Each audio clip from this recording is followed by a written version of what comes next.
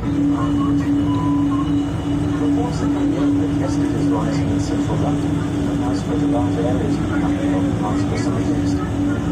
This report started late last night. We are at the moment receiving unconfirmed reports that London has been sealed up by the military. We will know when the situation is. And this report is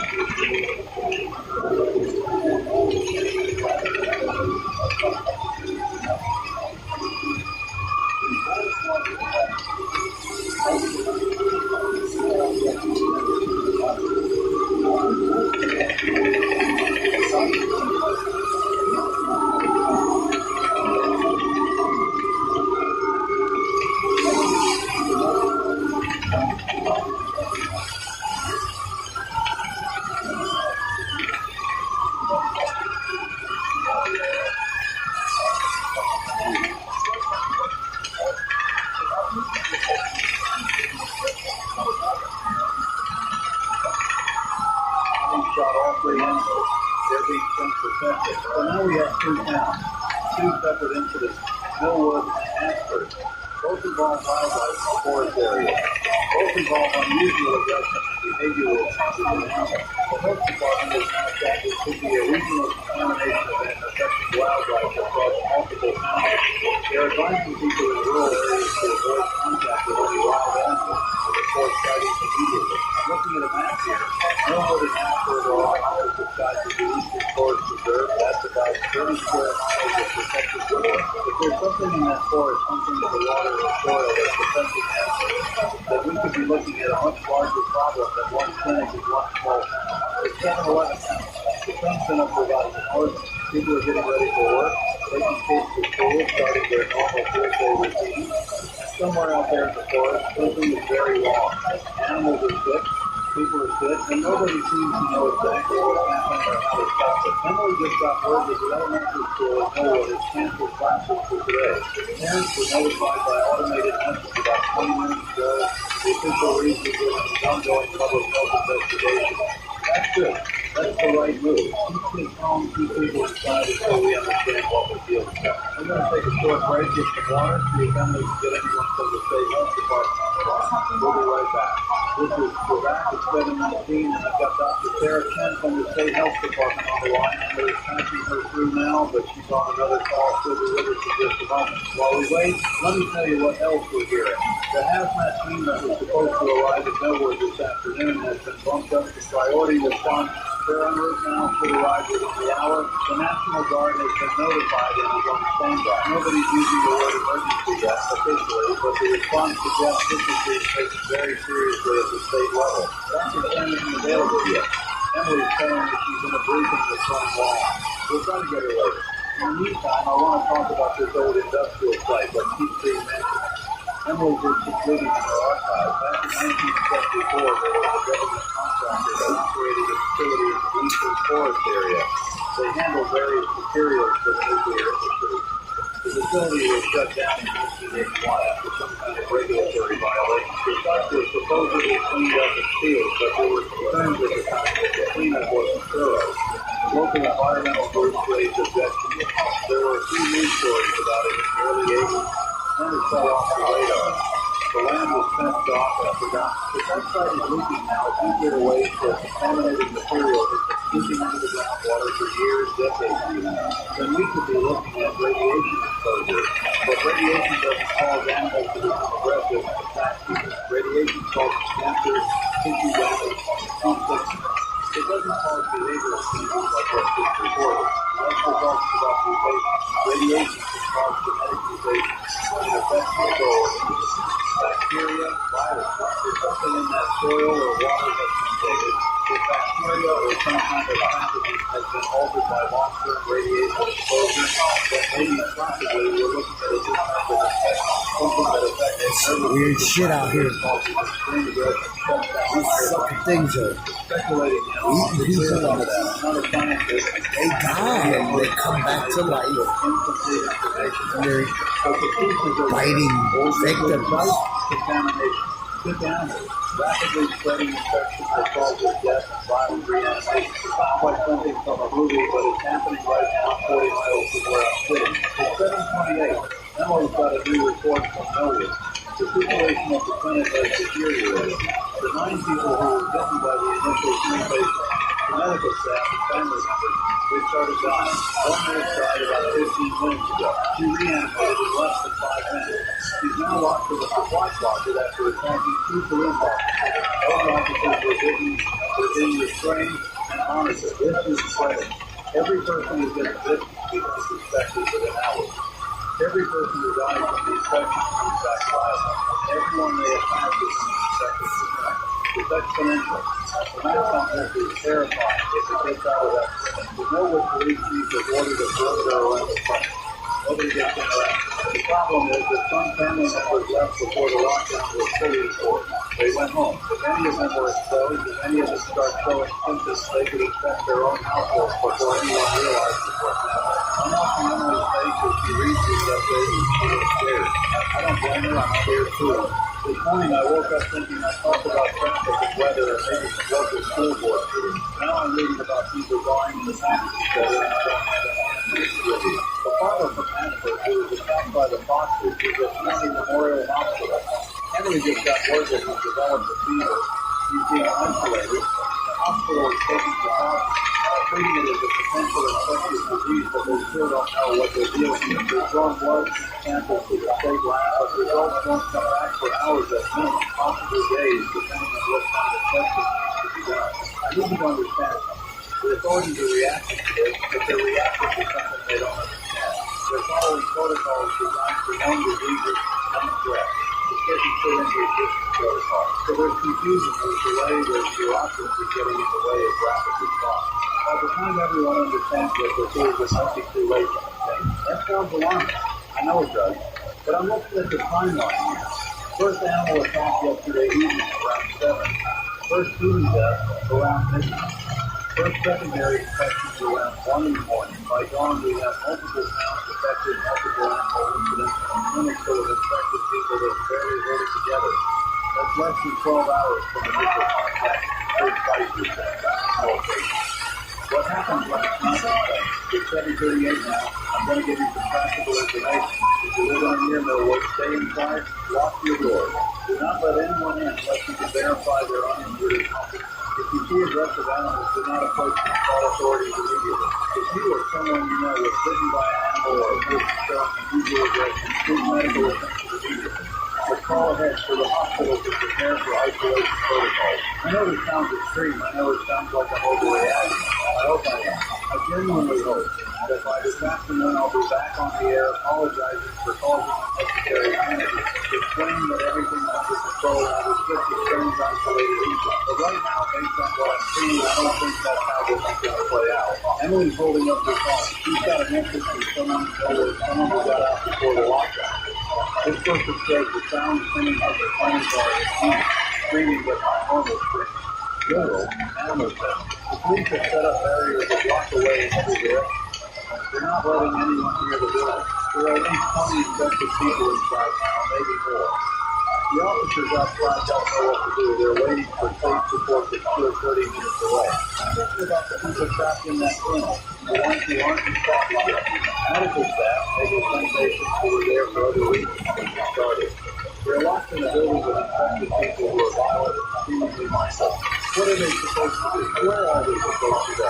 There's no escape road, no plan for this kind of scenario. This is Daniel Rothman on 104.7 FM. And I wish I had better news for you. I wish I could tell you everything's going to be fine. All I can do is keep you informed and hope that the people who are trained for emergencies can get this under control before it spreads beyond nowhere. It's 7:46 and we've got another call coming in stating that I'm going to wait and see what they do. The call was from a truck driver who was passing through the area east of Millwood around dawn. He saw what he described as a group of people walking along the rural road in the forest. He said they were moving strangely, stumbling, not responding when he honked his horn. He thought maybe they were drunk or off road. He didn't stop. He drove past them and continued on his route.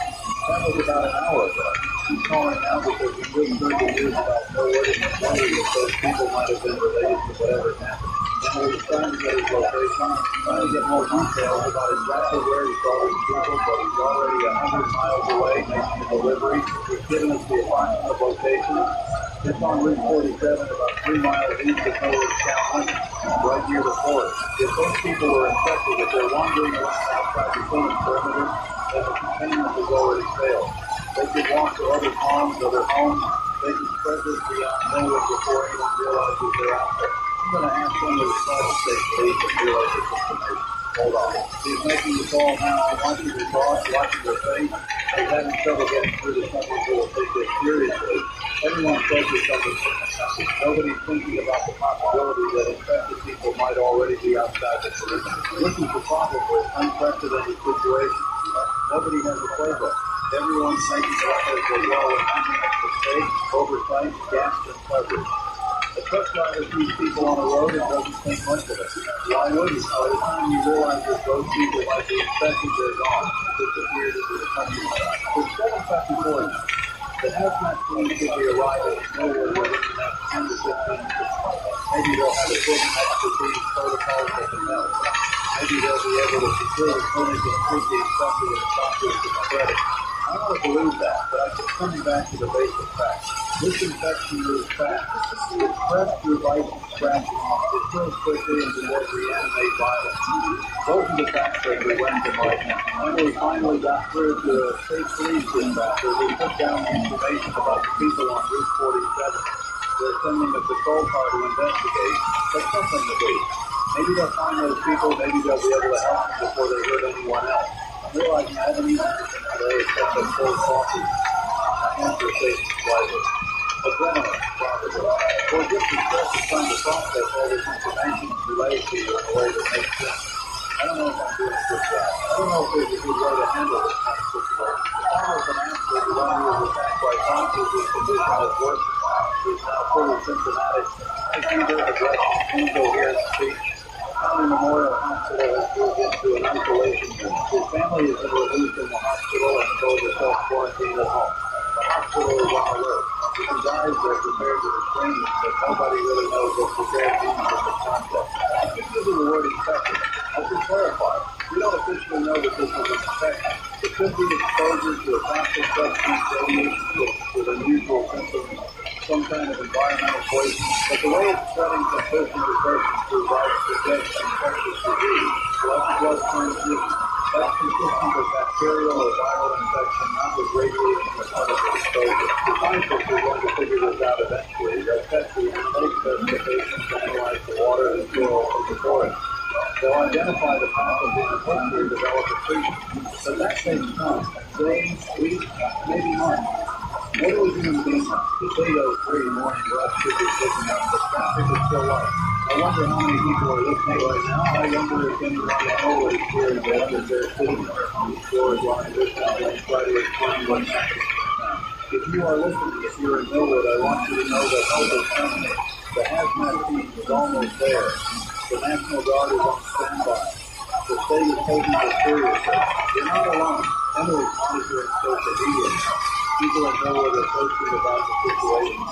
Lots of confusion, lots of fear. Some people have said they're leaving town, packing up their cars and heading west, away from the forest. Others are saying the roads are being blocked and police aren't letting anyone leave. I don't know which is true.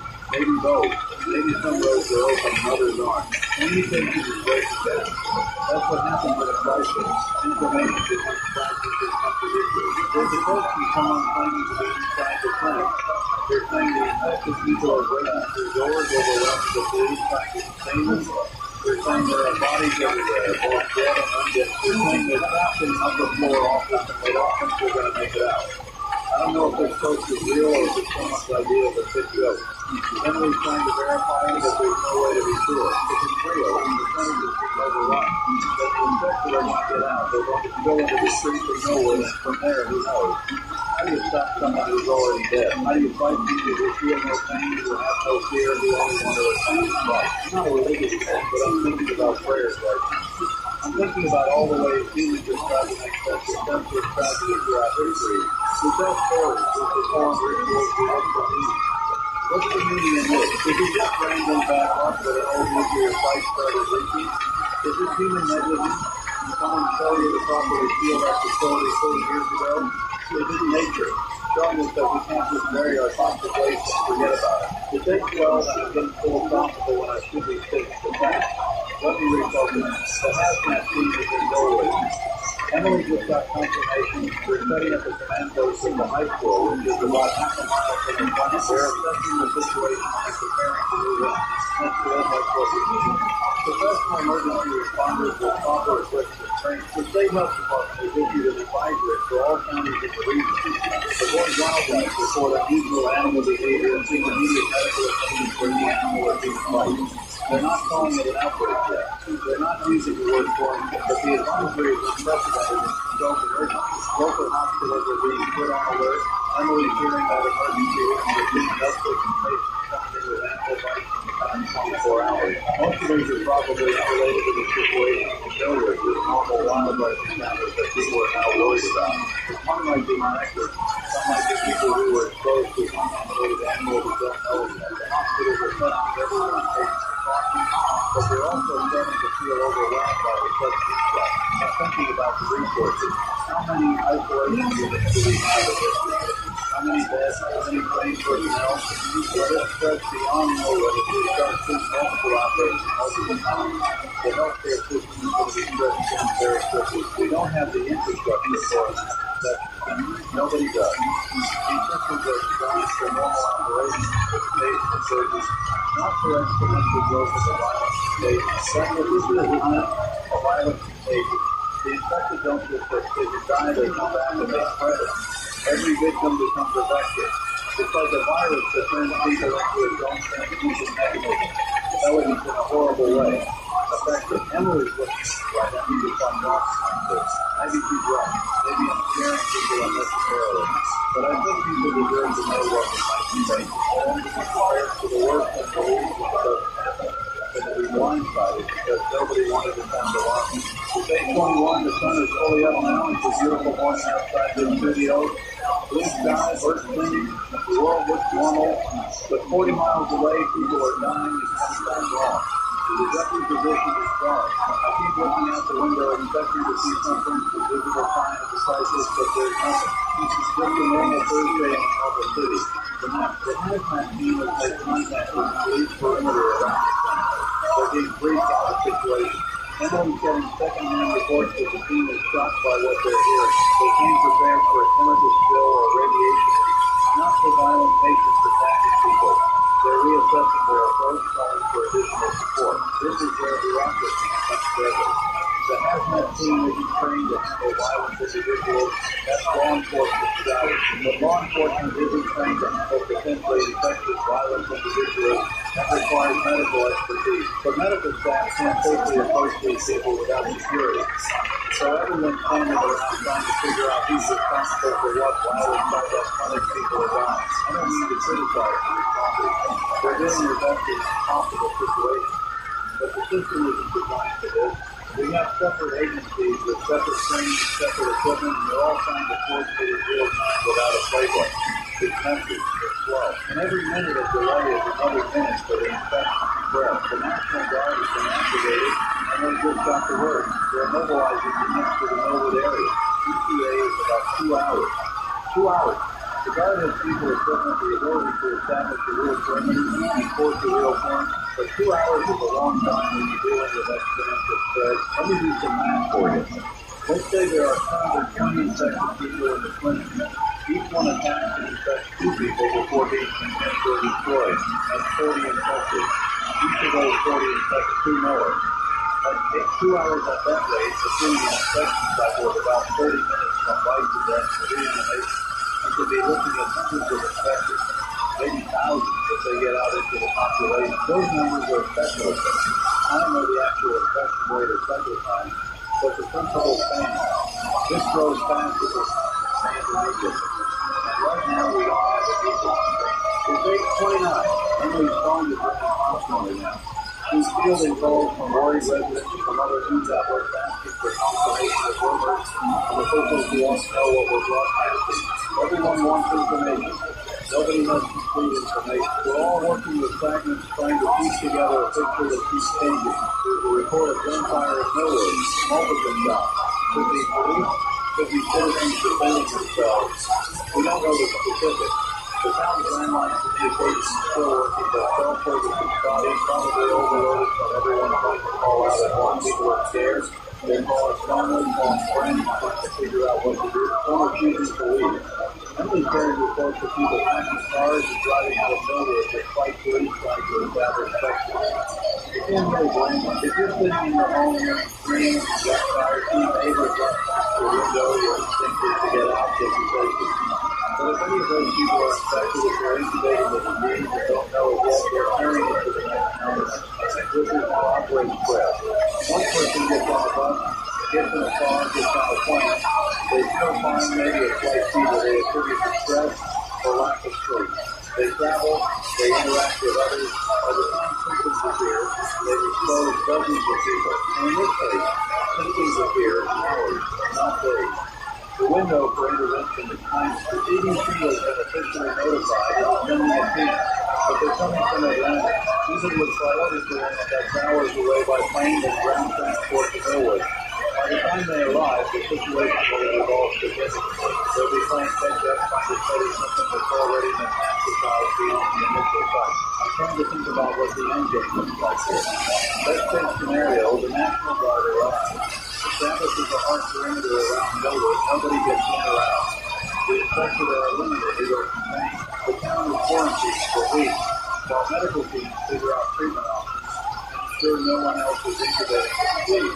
The old nuclear site is sealed properly. The contamination is cleaned up, and this becomes a tragic but contained incident. Regional crisis, not national or global. Worst case scenario, the infection spreads beyond Millwood before containment can be established. Multiple towns become infected. The disease reaches urban areas where population density allows for rapid exponential growth. Healthcare systems collapse. Normal social order breaks down. We're looking at a societal level of not just a medical one. I don't know which scenario to take there. I get homes up. It's 8:39 and we're still in the early stages. The next 2 hours are going to be critical. Emily just showed you something on the map of satellite imagery of Millwood from about an hour ago. You can see people in the streets clustering around the clinic. You can see vehicles at the police perimeter. You can see what looks like smoke maybe from a fire on the north side of town. The image is blurry, but you get a sense of chaos, of things falling apart. There's movement on the roads leading out of town. Cars, lots of them. People evacuating. The police aren't stopping them all right. They can't. They don't have enough personnel to block every road, every house out of town. So people are leaving, scattering to the wind, potentially carrying the infection with them. The farmer at Kennedy Memorial Hospital has died. Emily just got the news. He died at 8:30. Hospital staff immediately placed his body in a secured room. They're monitoring for any signs of reanimation. If what happened to Millwood happens here, he'll reanimate within minutes. The hospital is prepared, at least as prepared as they can be. Security is standing by. Medical staff have been moved to a safe distance. Everyone is watching and waiting. This is the first time the infection will be observed in a controlled environment with medical professionals present. Maybe they'll learn something, maybe they'll see something that helps them understand how to stop it. I don't know what to look for when we're waiting for a dead body to come back to life, but what does it find? What's the mechanism? Does the heart restart? Do the lungs start breathing again, or is it something else? If they don't understand some kind of reanimation that doesn't follow the normal rules of biology. It's 8:44 and Emily's holding up 3 fingers. 3 minutes since the father died. Watching her face, she's watching her phone, waiting for an update from the hospital. The room is silent except for the active hum of the equipment and the distant sound of traffic outside. 4 minutes, nothing yet. 5 minutes, still nothing. Emily's getting a call. She's answering, she's listening, she's nodding, she's hanging up. The farmer reanimated at the 6-minute mark. He got up suddenly, no warning. Started flashing, trying to break out of the restraints they placed on her body. Making sounds, guttural noises. Hospital security had to use extreme force to restrain him. He's secured now, but extremely violent. No recognition of surroundings, no response to verbal, no apparent pain response when restrained. So we have confirmation this happens to everyone who dies from the infection. 6 Mediterranean states, maybe 5 minutes in other states we've heard about. There's a window after death where the body was truly dead and then something happens. Something brings them back, but takes over something else. The doctors at Kennedy Memorial are debating what to do with him. They can't treat him in any conventional sense. He's not sick. He's not injured in a way they can heal. He's fundamentally altered. Do they keep him restrained indefinitely? Do they euthanize him? Is it legal or ethical to euthanize what is technically a reanimated corpse? Nobody knows. There's no law, no ethical framework for this. The sun is climbing higher, the temperature is rising, it's going to be a warm day. People who don't know what's happening are going about their business, going to work, running errands, living normal lives. But the people who do know, the people who know what an Ashford and Kennedy Memorial Hospital, their world is changing. For them, nothing will ever be normal again. Emily's showing these social media posts of people claiming to be immortal. One says they can see infected people gathering in the streets near the clinic, says there are dozens of them, maybe more, moving in groups. Another post says the police were in various degrees that infected are spreading through the town. The third post says they saw someone being attacked in broad daylight, saw the person go down and then get back up months later and join the infected. I can't verify any of this. It could be true. It could be panic or exaggeration.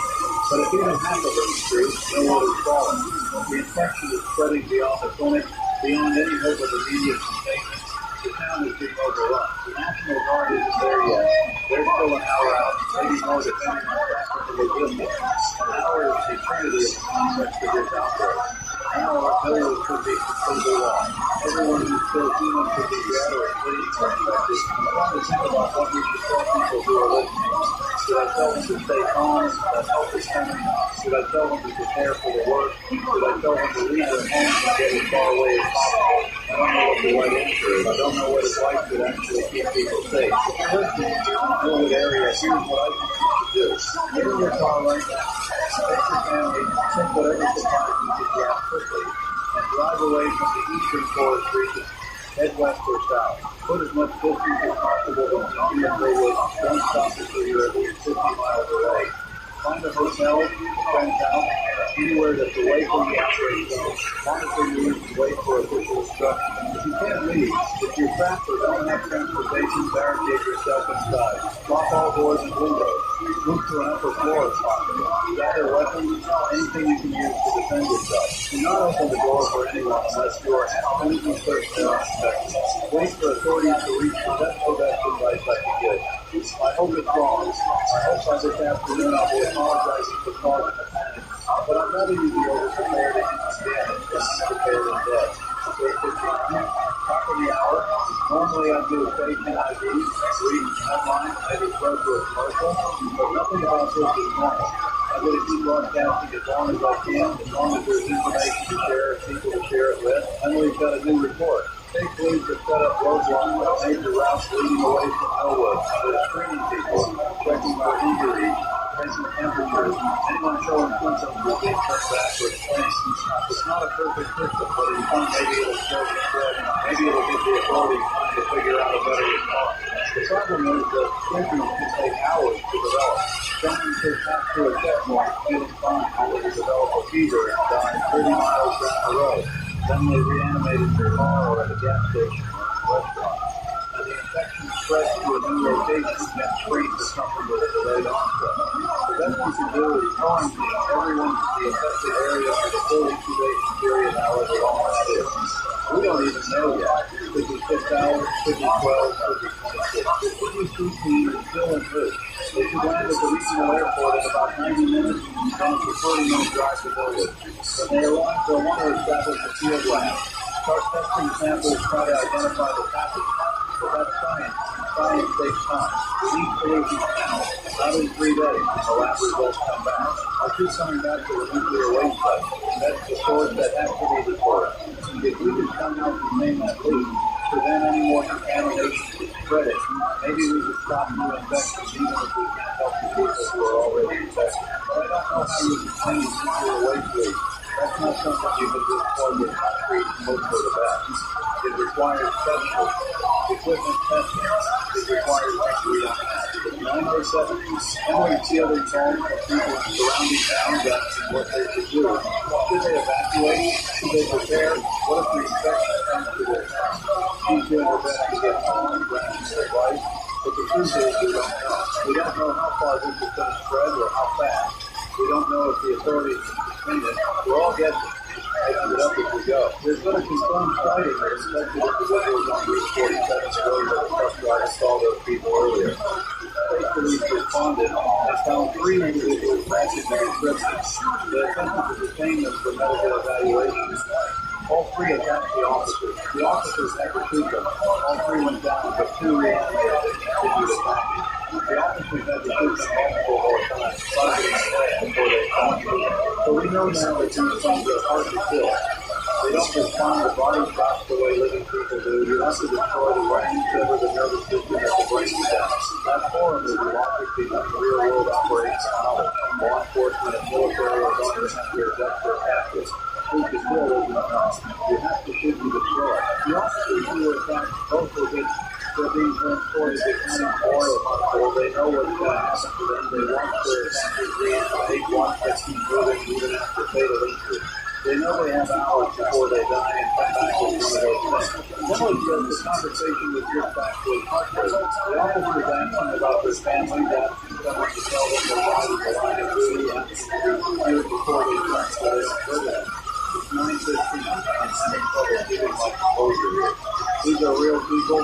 State police officers doing their job, responding to a call, and now they're infected, they're dying. They're going to die and reanimate and spend whatever time they have left restrained in hospital rooms, trapped in a body that's no longer theirs. Is there any consciousness left when they turn? Are they aware of what happened to them? Or is it just some kind of autonomic function, the body moving without a mind? The doctors don't know. They don't know if there's anything that the person left or if it's just biological machinery running on it. They're going to study the infected, try to learn, but every sample they study is someone who was alive yesterday. Someone with a name and a family and a life. Now they're testing. Emily is showing the updates from the hazmat team in Millwood. They've managed to get close enough to the clinic to assess the situation. The building is compromised. Doors have been broken, windows shattered. There are infected both inside and outside. Estimated count is over 50.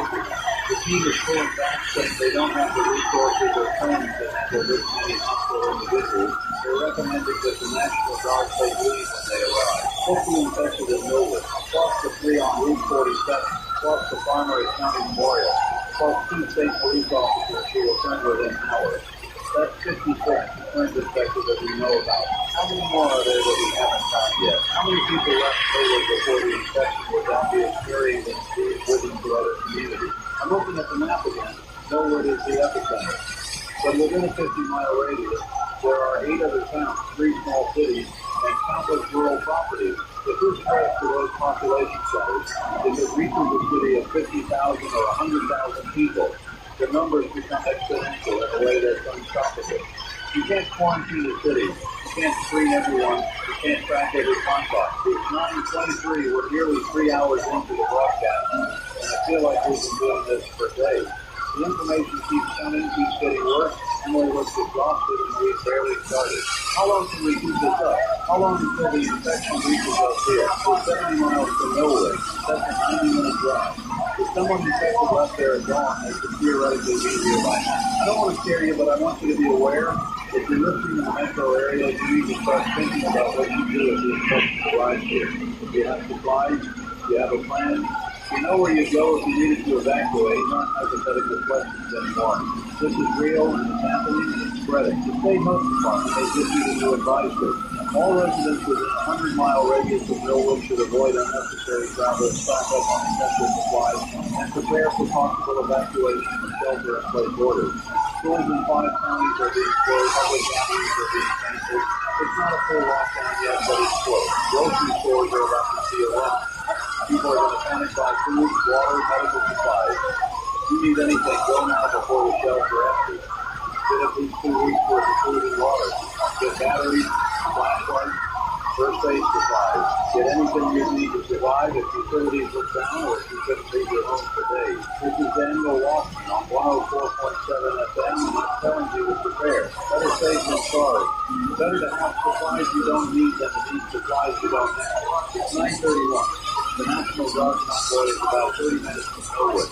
They're bringing armored vehicles, heavy weapons, medical support, everything they think they'll need to establish quarantine zones. But nobody's really done this before. Nobody's established a quarantine around an active outbreak of reanimated infected. The protocols don't exist. They're going to have to figure it out in real time. Emily's got a call from someone claiming to be a scientist, someone who worked on environmental studies in the region years ago. This person says the nuclear waste site was never properly cleaned up, that the contractors cut corners. Buried waste that should have been removed, sealed containers that were already corroded. They're saying this has been an accident waiting to happen for 40 years. They're saying there could be thousands of gallons of radioactive material seeping into the groundwater, spreading through the aquifer, affecting an area much larger than just the forest. The test proves that the contamination is widespread throughout the water system, that every animal that's been drinking from those streams for months or years could be infected. Not just the ones we've seen so far. Hundreds of animals, maybe thousands. Wild boar, deer, foxes, raccoons, all potentially carrying the mutated bacteria or whatever it is that's causing this. Many of us could wander into any town, any farm, and start a new outbreak. We thought this was one town, one incident. It might be regional, it might be everywhere the water flows. I'm trying not to catastrophize, but the implications are staggering. If the source is widespread contamination and we're not dealing with one outbreak, which is contained, we're dealing with multiple potential outbreak sites across hundreds of square miles. Every community near the forest is at risk. Every person who's been drinking well water or eating local game is potentially exposed. The state health department needs to issue a water advisory immediately. Nobody in the region should be drinking untreated water. Wells should be tested. Municipal supplies should be screened. This needed to happen yesterday, but it's not too late to prevent further exposure. It's 9:39. Emily's trying to get through to someone at the health department to relay this information. The lines are jammed. Everyone's calling everyone. Communication systems are straining under the load. This is what happens when crisis hits. The infrastructure we rely on starts to buckle. I can hear sirens outside now. Multiple sirens overlapping. Police, ambulances, fire trucks. Something's happening somewhere in the city. Emily's checking the emergency scanner. There's been an incident at County Memorial Hospital. The 2 state police officers who were victims, they died and reanimated. One of them broke free from his restraint. There's a code situation. Hospital security is responding. This is happening here now. Not 40 miles away in some small town. Here, in our city, the infection has arrived. Emily's getting more details. The officer who broke free attacked the nurse. The nurse was injured, possibly victim. Security managed to re-secure the officer, but now they have another person who might be infected. The hospital is going into lockdown. No visitors, restricted access, only essential personnel. They're moving all patients away from the isolation ring. The infected farmer who was already there is still secure, still violent. The Mount County Memorial has 3 infected individuals contained in their facility. 3 sources of potential contagion. Every doctor, every nurse, every security guard who interacts with them is at risk. How long can a hospital maintain that kind of automation? How long before someone makes a mistake? Before restraints fail, before the infected break out and start spreading through the building? Hospitals are places full of vulnerable people, sick people, elderly people, people recovering from surgery. If the infection is loose in a hospital, it's a massacre. It's 9:47. I'm watching Emily coordinate with our teaching, making sure everyone knows what's happening, making sure we have people ready to cover breaking developments. But I'm also watching her face and I can see the fear. We're all feeling it. This isn't just a story we're recording. This is our lives, our city, our families at risk. My wife is at home. I called her during the break, told her to lock the doors, stay inside, don't let anyone in. She asked me if she should leave, if she should drive to her sister's place in another state. I didn't know what to tell her. Is it safe for her to stay or go? If she stays, she might be trapped if things get worse. If she goes, she might carry the infection with her, might spread it somewhere new. There's no good answer. The National Guard is arriving in Millwood now. Emily's getting reports. They're setting up a perimeter around the town, blocking all roads in and out. They're using armored vehicles to create physical barriers. Nobody gets in or out without their authorization. It's a full military quarantine. Inside Millwood, they're preparing to sweep the town, locate all infected individuals, eliminate them if necessary. It's going to be urban combat, but against an enemy that doesn't take cover, doesn't screen, doesn't do anything except the town. The Guard has been briefed on targeting the head, destroying the brain. They know what they're facing, but knowing and experiencing are different things. Imagine being a soldier, seeing something that looks like a person running at you. Your brain says target center mass. But your breathing says that won't work. You have to aim for the head. Split-second decision. You hesitate, you die or get infected. You shoot too quickly, you might kill someone who's not infected. The psychological toll is going to be enormous. It's 9:55. We're approaching the 3-hour mark. I need to take a short break, get some water, clear my head. Emily needs a break too. We're going to step away for 5 minutes, then we'll be back with more updates. This is Daniel Rothman on 104.7 FM. Stay with us. Stations are back. Channel 3. While we were on break, things accelerated. The National Guard is engaged, infected in Millwood. There's been gunfire, possible. Emily's monitoring military communications, but it sounds like heavy combat. The Guard is encountering more infected than expected. Dozens of them in the streets, diverging from buildings. The initial sweep is stalled, they're taking casualties. When I say casualties, I mean soldiers being bitten, being infected. The Guard is having to leave their wounded behind, having to pull back and regroup. You can't evacuate someone who's going to turn into one of those things in a few hours. You can't bring them back to base. Risk of turning and infecting others. So they're being left secured as possible. But left, that's going to destroy morale. Soldiers are trained to never leave a man behind. Now they're being ordered to do exactly that. They're watching their friends die, knowing those friends are going to reanimate the enemy. How do you process that? How do you keep fighting after seeing that? The colonel in command is requesting additional support. He's saying they need air access. They need more troops. They need flamethrowers or something that can eliminate infected efficiently at range.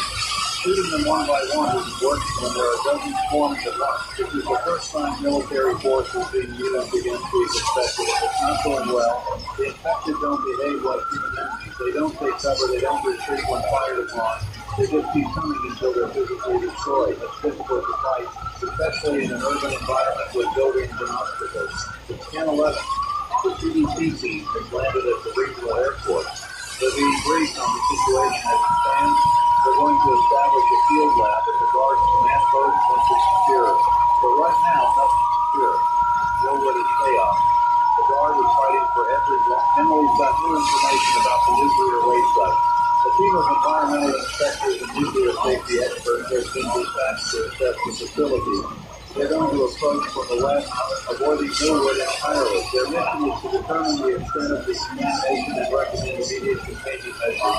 But they're not going to arrive until this afternoon. More delays, more time for the contamination to spread. Meanwhile, reports of aggressive wildlife are coming in from multiple counties. A pack of coyotes attacked a maintenance worker on Highway 12 family found a dead deer in their backyard that reanimated and tried to get through their sliding glass doors. Wildlife officers are responding to dozens of calls per hour. The animals are spreading the infection faster than authorities track. Here's what we're facing. The initial outbreak in Millwood is serious, but containable if the National Guard can bring it under control. But the wildlife vector is uncontrollable. You can't quarantine animals. You can't screen them and check them. They move freely across county lines, enter populated areas without warning. Every infected animal is a potential outbreak waiting to happen. The state is going to have to implement some kind of wildlife law. Send out teams to systematically hunt and eliminate animals in the affected region. It's brutal but necessary. Otherwise, this could keep spreading.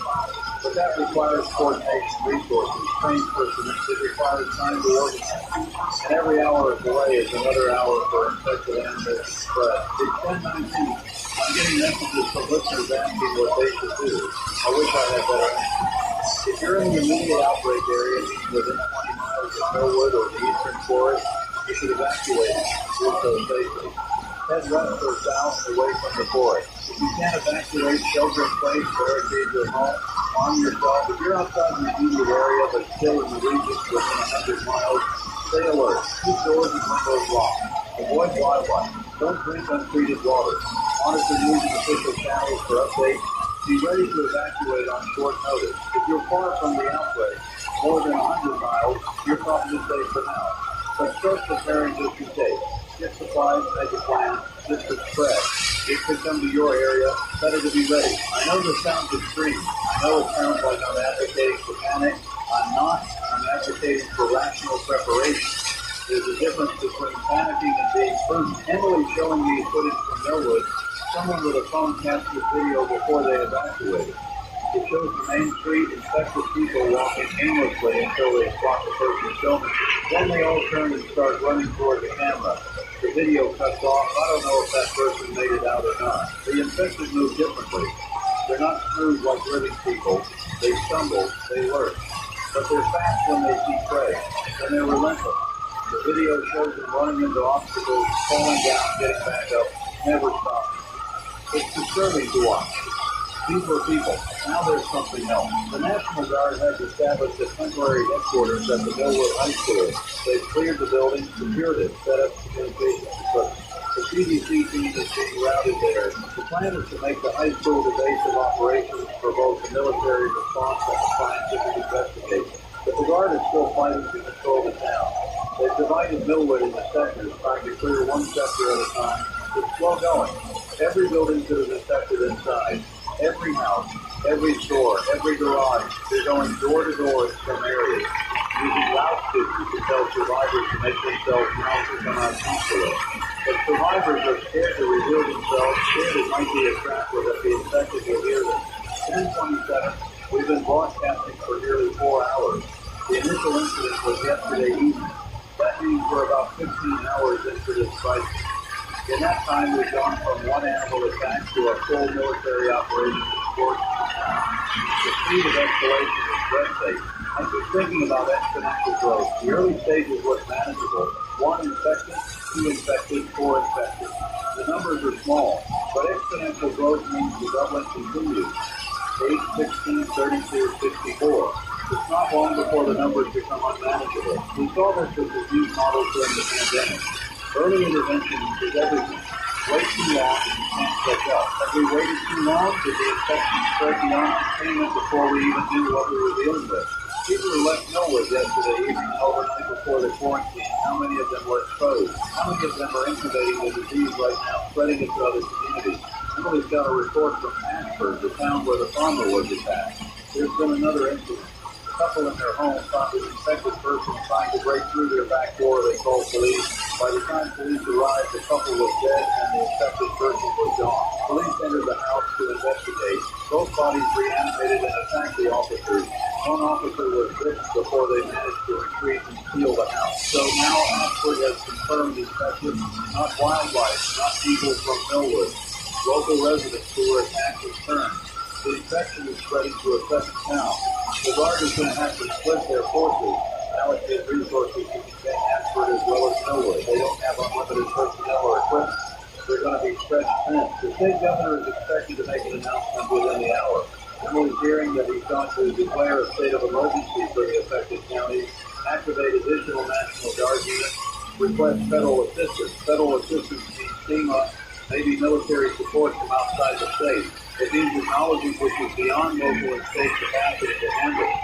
35. My phone vibrating. Text from my wife. She's saying the neighbors are loading up their car, leaving. She's asking again if she's to go. Typing back, telling her to stay put for now. The roads are jammed with evacuees. Better to wait until traffic clears or until we have a better sense of whether evacuation is necessary. But I don't know if that's the right advice. Maybe I'm putting her in danger by telling her to stay. Maybe she should leave while she still can. This is the burden of uncertainty. Every decision could be the wrong one. Stay or go. Fight or hide. Trust the authorities or take matters into your own hands. There's no guidebook for this. The CDC team is setting up at Millwood High School. They brought mobile lab equipment, testing kits, protective gear. Their first priority is to obtain samples from infected individuals, both living and dead, to identify the pathogen. They're also going to test water and soil samples from the nuclear waste site once those can be safely obtained. Dr. Lisa Park is leading the CDC team. Emily's got a brief statement from her. Dr. Park is calling this an unprecedented outbreak of what she's terming acute infectious encephalopathy with post-mortem reanimation. That's the scientific way of saying the infection causes brain damage that persists after death, leading to reanimation.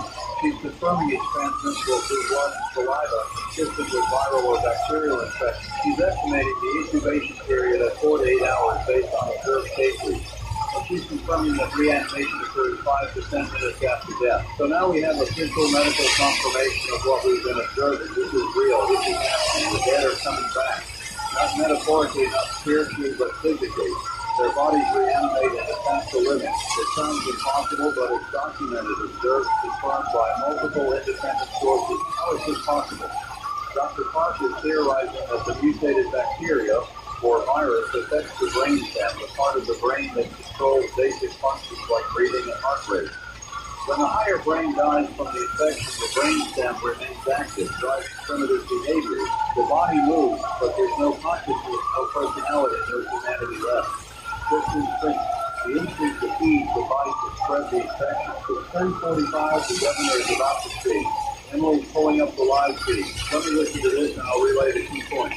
The governor is declaring a state of emergency for 9 counties in the eastern part of the state. He's activating all available National Guard units. He's requesting federal assistance from FEMA and the Department of Defense. He's implementing a mandatory quarantine for Millwood and Ashford, meaning anyone who leaves those towns without authorization will be detained. He's advising residents of surrounding counties to shelter in place, avoid travel, and prepare for possible evacuation orders. He's saying that the situation is serious but under control. He's saying that every resource has been brought to bear. He's saying that the public should remain calm and follow official instructions. He's not saying anything about the infected, about people dying and reanimating, keeping it vague, talking about a rapidly spreading infectious disease and unusual symptoms. He's downplaying the reality, probably to avoid panic. But the people who are living through this, the people in Millwood and Ashford, they know. And the people who are listening to this broadcast, the governor can try to manage the message, but the truth is out there. Social media is full of videos, photos, first-hand accounts, can't contain information in this form. You can only try to shape the narrative. Emily's giving reports that the governor's statement has triggered a wave of panic. People who were on the fence about leaving are now packing up. Traffic on major highways heading west is gridlocked. Gas stations are running out of fuel. Stores are being stripped of food and water. The governor tried to calm things down, and instead he confirmed everyone's worst fears. This is the problem with crisis communication. Tell people too little and they assume the worst. Tell them too much when they panic. There's a narrow window of transparency that keeps people informed without causing chaos. And it's almost impossible to hit that window when you're dealing with something as unprecedented as this. It's 10:53. The National Guard has cleared 3 sectors of Millwood. They're reporting at least 80 confirmed infected, eliminated, and an unknown number still at large in the uncalculated sectors. They found survivors, civilians who barricaded themselves in homes or businesses. These survivors are being evacuated to the high school for screening and medical evaluation. Anyone who shows symptoms or has injuries is being isolated. The CDC is testing survivors, taking blood samples, tests for exposure. So far, they're finding that anyone who was bitten or scratched and is still showing symptoms will eventually turn. There's no way to stop it once the infection takes hold. They're trying various treatments, antibiotics, antivirals, but nothing is working. The mutated pathogen is resistant to everything they've tried. So if you're bitten, you're dead. It's just a matter of time. Hours until you die, minutes until you reanimate. That's the reality. And knowing that reality, what do you do if you're bitten? Do you tell someone risk being restrained or isolated for your final hours? Do you hide it, pretend everything's fine, spend your last moments of humanity with loved ones? Do you take your own life before you turn, deny the infection the chance to use your body as a weapon? These are impossible questions with no good answers. But people are having to make these choices right now in real time with no time to process or prepare. It's 11:01. Top of the hour. We're 5 hours into continuous coverage. I need to hydrate, eat something. Emily's bringing me food from the break room. I don't know if I can eat my stomach or not, but I need to keep my energy up. This could go on for hours more, days maybe. While I eat, let me give you a summary of where things stand. We have 2 confirmed outbreak towns, Millwood and Ashford, both under military quarantine. We have widespread wildlife infections across the eastern forest region. We have multiple cases of human infection in various locations, some contained in hospitals, some at large. We have a state of emergency declared. We have federal assistance requested. We have mass evacuations causing traffic chaos and resource shortages. We have a source of contamination, the old nuclear waste site that hasn't been contained yet. Until that's sealed, until the leak is stopped, new infections are possible. New outbreaks can start. This isn't over, it's barely started. The environmental team is approaching the nuclear waste site now. They're moving cautiously, monitoring radiation levels, checking for immediate hazards. The site is remote, difficult to access, surrounded by forests. That's probably why it was chosen for waste disposal in the first place. Out of sight, out of mind. Until it becomes everyone's problem. Emily's showing me aerial footage of the site. You can see the old buildings, rusted and collapsing. You can see the fence perimeter, though parts of the fence have fallen down. You can see what looks like a containment pond, dark water that probably shouldn't be there. And you can see vegetation around the pond that looks wrong, discolored, dead, or dying. The contamination is visible from the air. How long has it been leaking? How much is spread? It's 11:09 and I'm forcing myself to take bites of her sandwich. It tastes like sawdust. Emily's doing the same with a granola bar.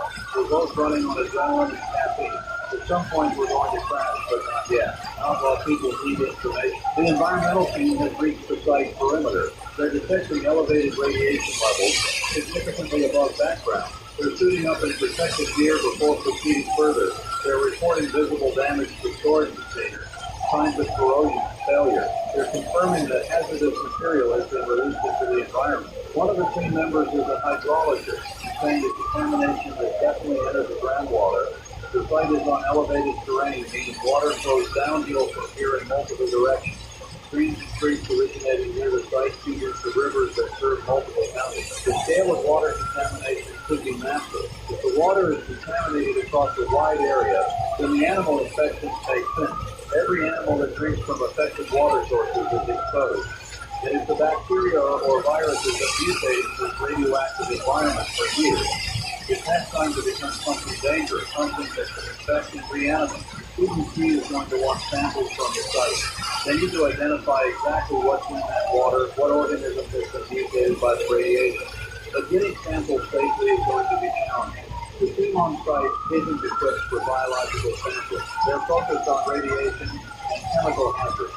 They'll need to coordinate with the CDC, probably get a joint team out there tomorrow or the next day. Tomorrow feels like a lifetime away, so much can happen between now and then. It's 11:17. Emily's got an update from County Memorial Hospital. The 2 state police officers who were bitten, both have died, both reanimated. Hospital security was prepared this time and has been fully restrained. But watching someone you know, someone you were working with hours ago die and come back as a monster, that's traumatic. The security staff is shaken, medical staff is shaken, everyone's on edge. The nurse who was bitten when the first officer turned, she's symptomatic now. Fever, confusion. She's been restrained preemptively. She's crying, begging them to let her go, saying she needs to see her kids.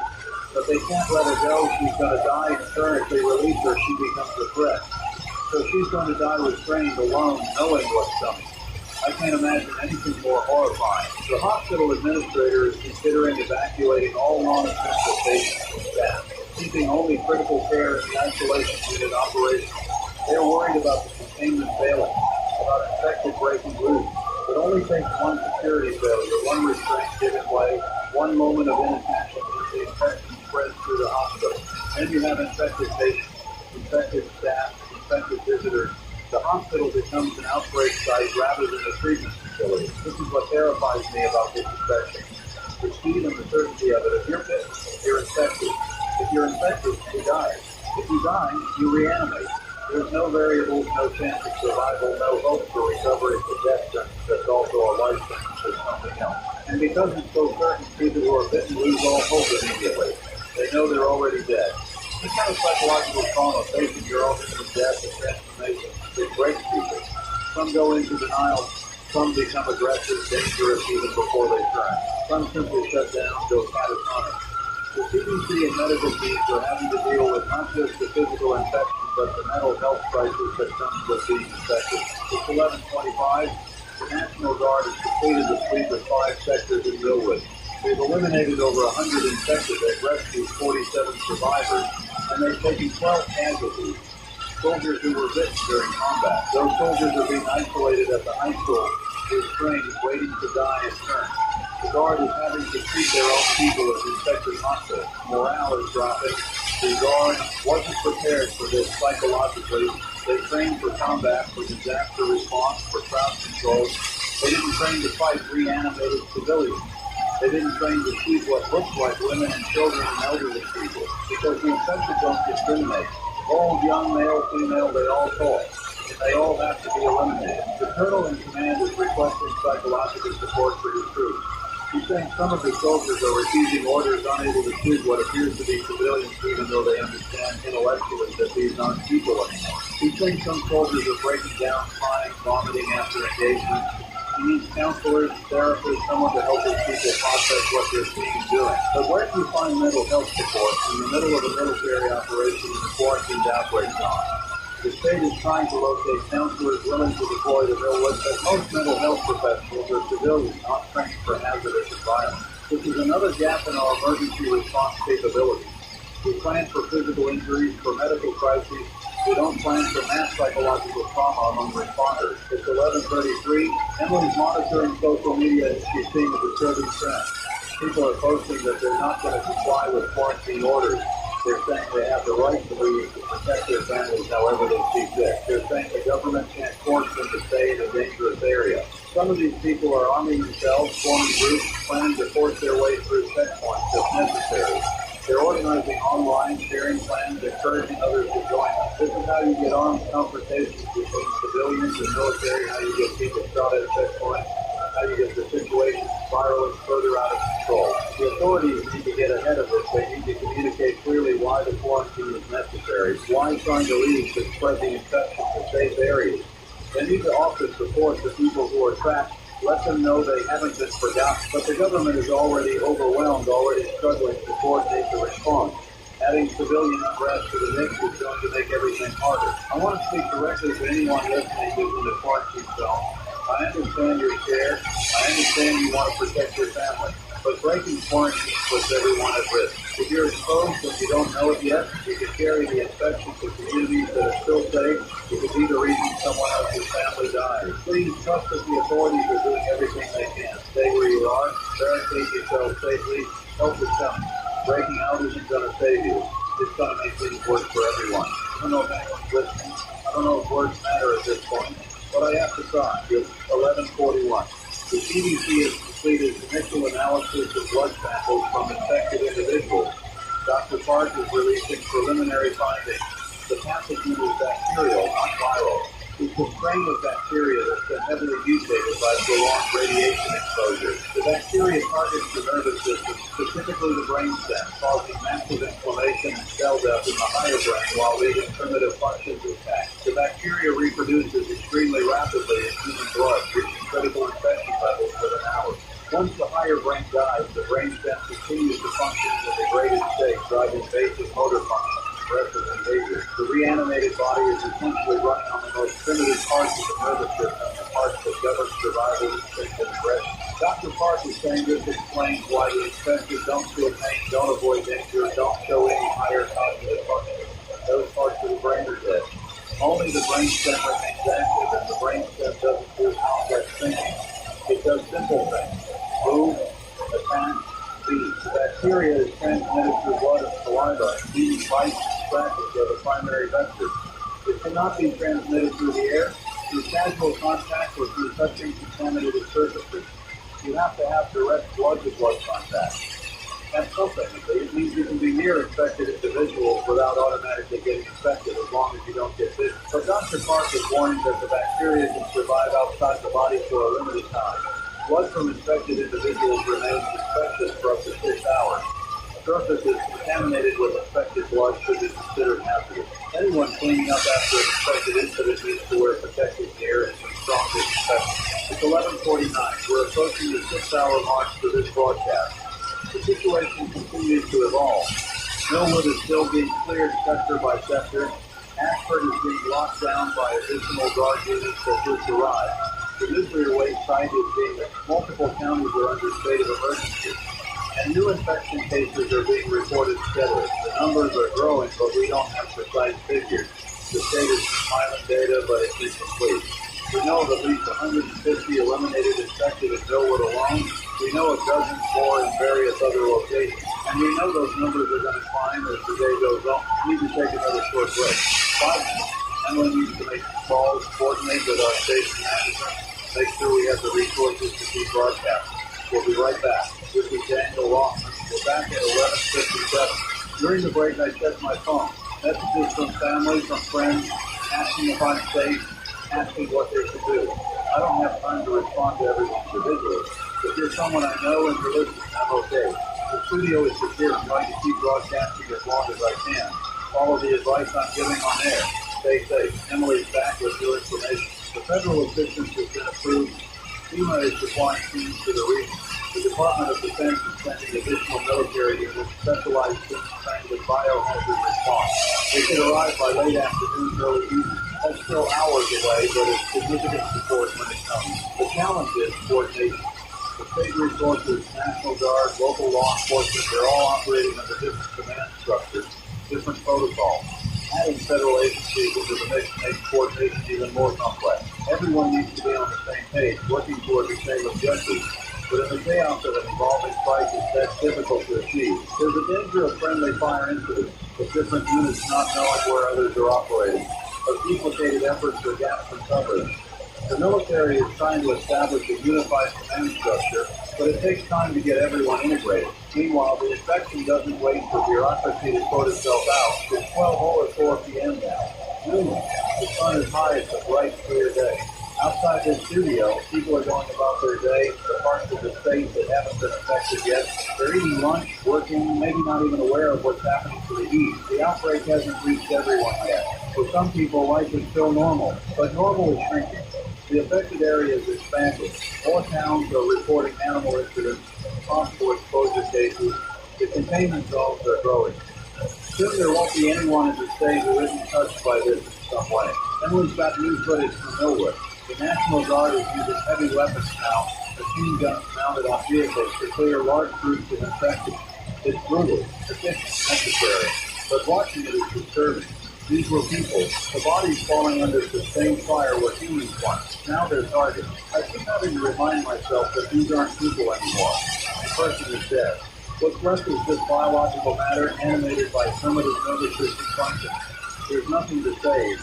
The only humane thing to do is stop the body from spreading the infection further, but it doesn't feel humane. It feels like slaughter. The survivors being evacuated from Millwood, many of them are in shock. They've watched neighbors die, watched friends turn, had to barricade themselves away from family members who became infected. They've witnessed things that no one should have to witness.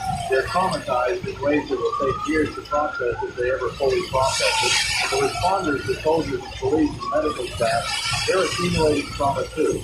Every infected they eliminate, every person they restrain and watch die, every impossible decision they make, it adds up. We're creating a generation of people with severe PTSD, and we're doing it in real time over the course of a single day. It's 12:12. The environmental team at the nuclear waste site has completed their initial assessment.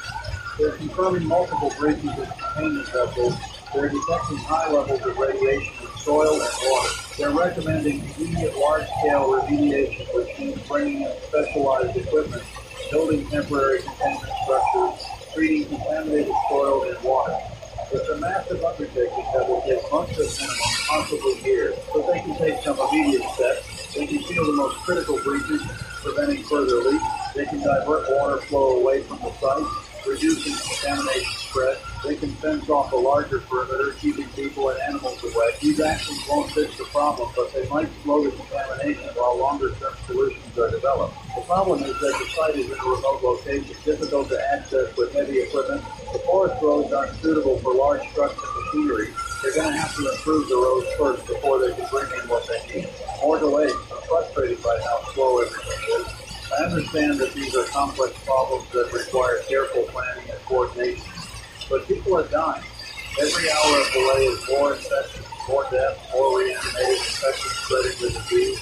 We need to move faster, but maybe that's not fair. Maybe the responders are moving as fast as humanly possible. Maybe I'm just angry and scared and looking for someone to blame. There probably isn't anyone to blame, not really.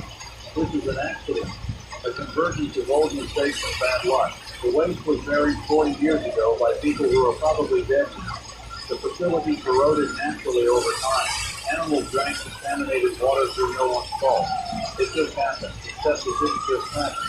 People made the decision to bury waste improperly. People made the decision not to properly monitor the site. People made the decision to ignore warnings from environmental groups in the 80s. This is the result of decades of negligence and corner cutting and hoping problems would just go away. And now regular people are sacrificed. Families torn apart. Communities destroyed. Lives ended. Because someone decided 40 years ago that proper waste disposal was too expensive or too complicated. It's 12:21. I'm getting angry and I need to stay focused. Emily's monitoring police scanners, and she's hearing increased chatter about animal incidents. Multiple calls in the past hour alone. A dog attacked a jogger in a park 30 miles west of here. A raccoon hit a child in the backyard 40 miles north. A deer crashed into a school bus 50 miles south. Injured several students before being subdued. The wildlife vector is spreading the infection far faster than human-to-human transmission. Animals travel long distances. They don't respect quarantine boundaries. They don't show up on checkpoints. They're everywhere, anywhere. Animal control and wildlife services are overwhelmed. They don't have the resources to respond to every call. They're prioritizing based on threat level, but that means some calls go unanswered for hours.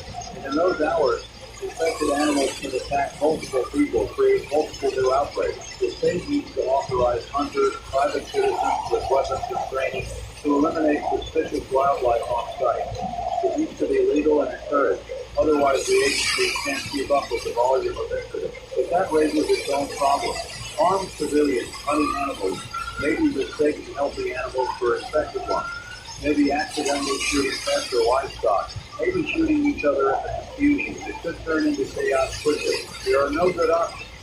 Every choice has risks, but doing nothing isn't an option either. It's 12:29. County Memorial Hospital has evacuated all non-critical patients.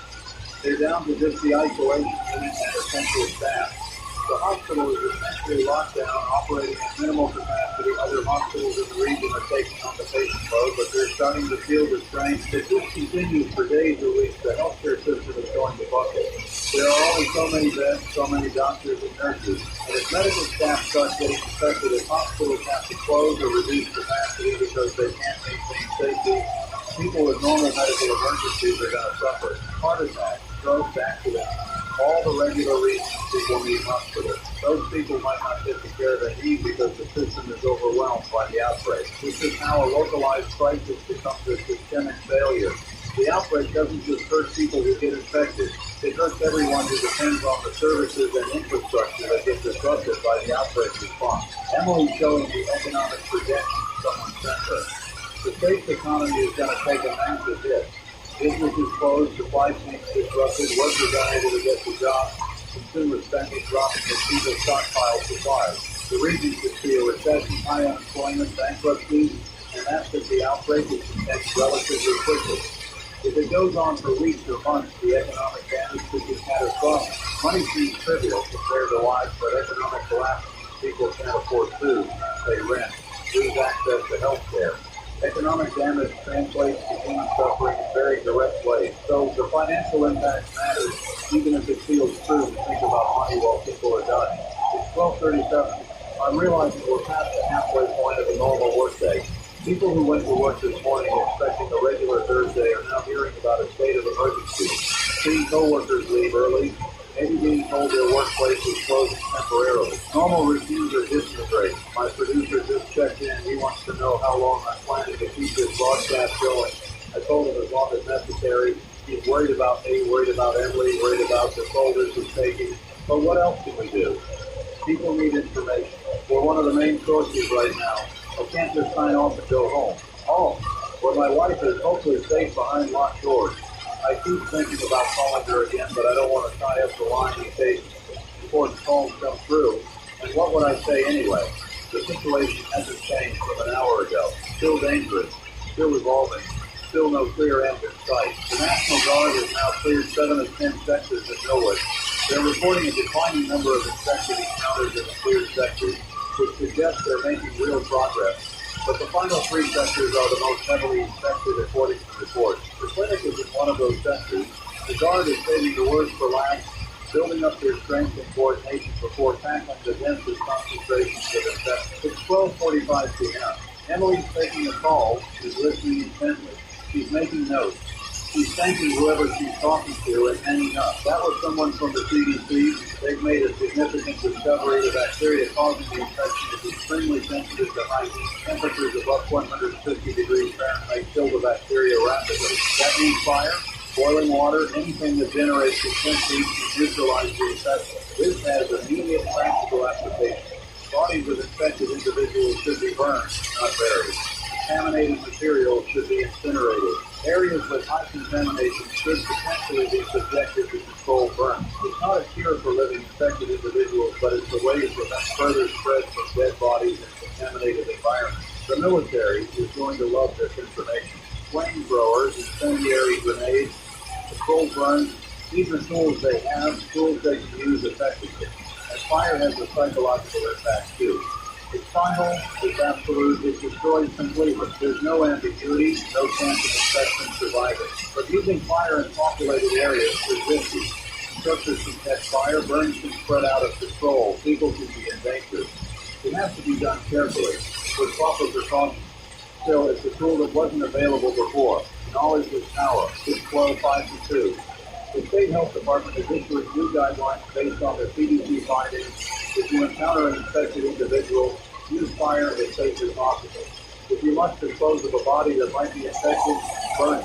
If you have contaminated materials, burn them. Minimize handling, maximize destruction for heat. They are also advising that anyone who suspects they might have been exposed should self-isolate immediately and monitor for symptoms. Fever, confusion, aggression. These are the warning signs. If symptoms appear, you have hours at most. Use that time to restrain yourself or secure yourself away from others. Don't risk infecting your family by staying near them once symptoms start. It's grim advice, essentially telling people to prepare for their own death if they get infected. But it's honest, it's practical. It gives people control over their final hours, allows them to make choices that protect others even if they can't save themselves. I wonder how many people will follow that advice. How many people feeling symptoms start will lock themselves away and wait to die alone? How many will deny it, stay close to loved ones, refuse to accept what's happening? Human nature is to seek comfort in crisis to be near family. Asking people to isolate themselves in their final moments goes against every instinct. But it's necessary. One infected person in a household can kill and infect everyone else in that household within hours. Then you have an entire family that's infected, reanimated, a threat to the neighborhood. Isolation saves lives, even if it means dying alone. It's 1:00 p.m. For the past 6 hours of continuous broadcasting, I'm feeling the fatigue now. My voice is getting hoarse. My eyes are tired from staring at screens and notes. But I can't stop. Not yet. The National Guard is preparing to assault the final 3 sectors of Millwood. They're bringing in additional firepower using the CDC's new information to plan fire-based tactics. You're going to burn out the infected, clear the sectors with overwhelming force. It's going to be loud, violent, destructive, but it should be effective. Survivors in those sectors, if there are any, are being advised to make their presence known now. Signal from windows, call the guard hotline, use whatever method you can to identify yourself as human before the assault begins. Once it starts, anyone moving in those sectors will be assumed infected and engaged. That's a horrifying ultimatum. Reveal yourself now or risk being killed as an infected. But there's no safe way to verify who's human and who's infected during active combat. The guard can't risk close contact. Can't risk letting infected get close enough to bite. So they have to make hard rules and live with the consequences. It's 1-8. Emily's got new reports from Ashford. The guard units there have encountered significant resistance. The town is smaller than Millwood, but the outbreak spread faster because there wasn't an initial containment attempt. Infected individuals moved freely through the town overnight, infecting residents who had no idea what was happening. By the time the guard arrived to establish a quarantine, much of the town was already infected. The guard is recommending a full evacuation of Ashford survivors, followed by a systematic elimination of all infected. They're talking about using the fire strategy the CDC recommended, potentially burning significant portions of the town to ensure complete eradication of the infection. It's a drastic measure, but Ashford might be too far gone for a sector-by-sector clearing like in Millwood. Imagine being a resident of Ashford, watching your town burn, watching your home, your memories, everything you built, consumed by fire because it's the only way to stop the infection. The psychological impact of that is immeasurable. Even if you survive physically, how do you recover mentally from losing everything? So what's the alternative? Let the infection spread beyond Ashford, risk more deaths, risk more towns suffering the same fate. Sometimes there are no good choices. Sometimes every option is terrible and you have to pick the least terrible one. It's 1:16, I'm hearing sirens again. Multiple emergency vehicles passing near the studio. I don't know what the emergency is. Could be anything. Could be related to the outbreak. Could be a normal emergency that's happening because life doesn't stop just because there's a crisis. Emily's monitoring local emergency channels. There's been a traffic accident on the interstate, major pileup. Apparently someone's car had what witnesses described as a person going crazy inside, causing the driver to lose control and collide with other vehicles. The description sounds like an infected individual attacked someone while they were driving.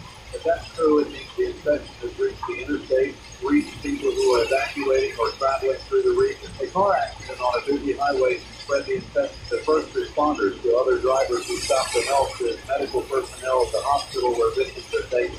It's a vector for transmission that's hard to control. The state police are responding to the accident. They've been briefed on the infection, so to look for signs of unusual aggression or behavior. But in the chaos of a multi-vehicle pileup, it's difficult to distinguish between shock and injury and actual infection. People are hurt, bleeding, confused. How do you determine who's infected and who's just traumatized? This is going to happen more and more.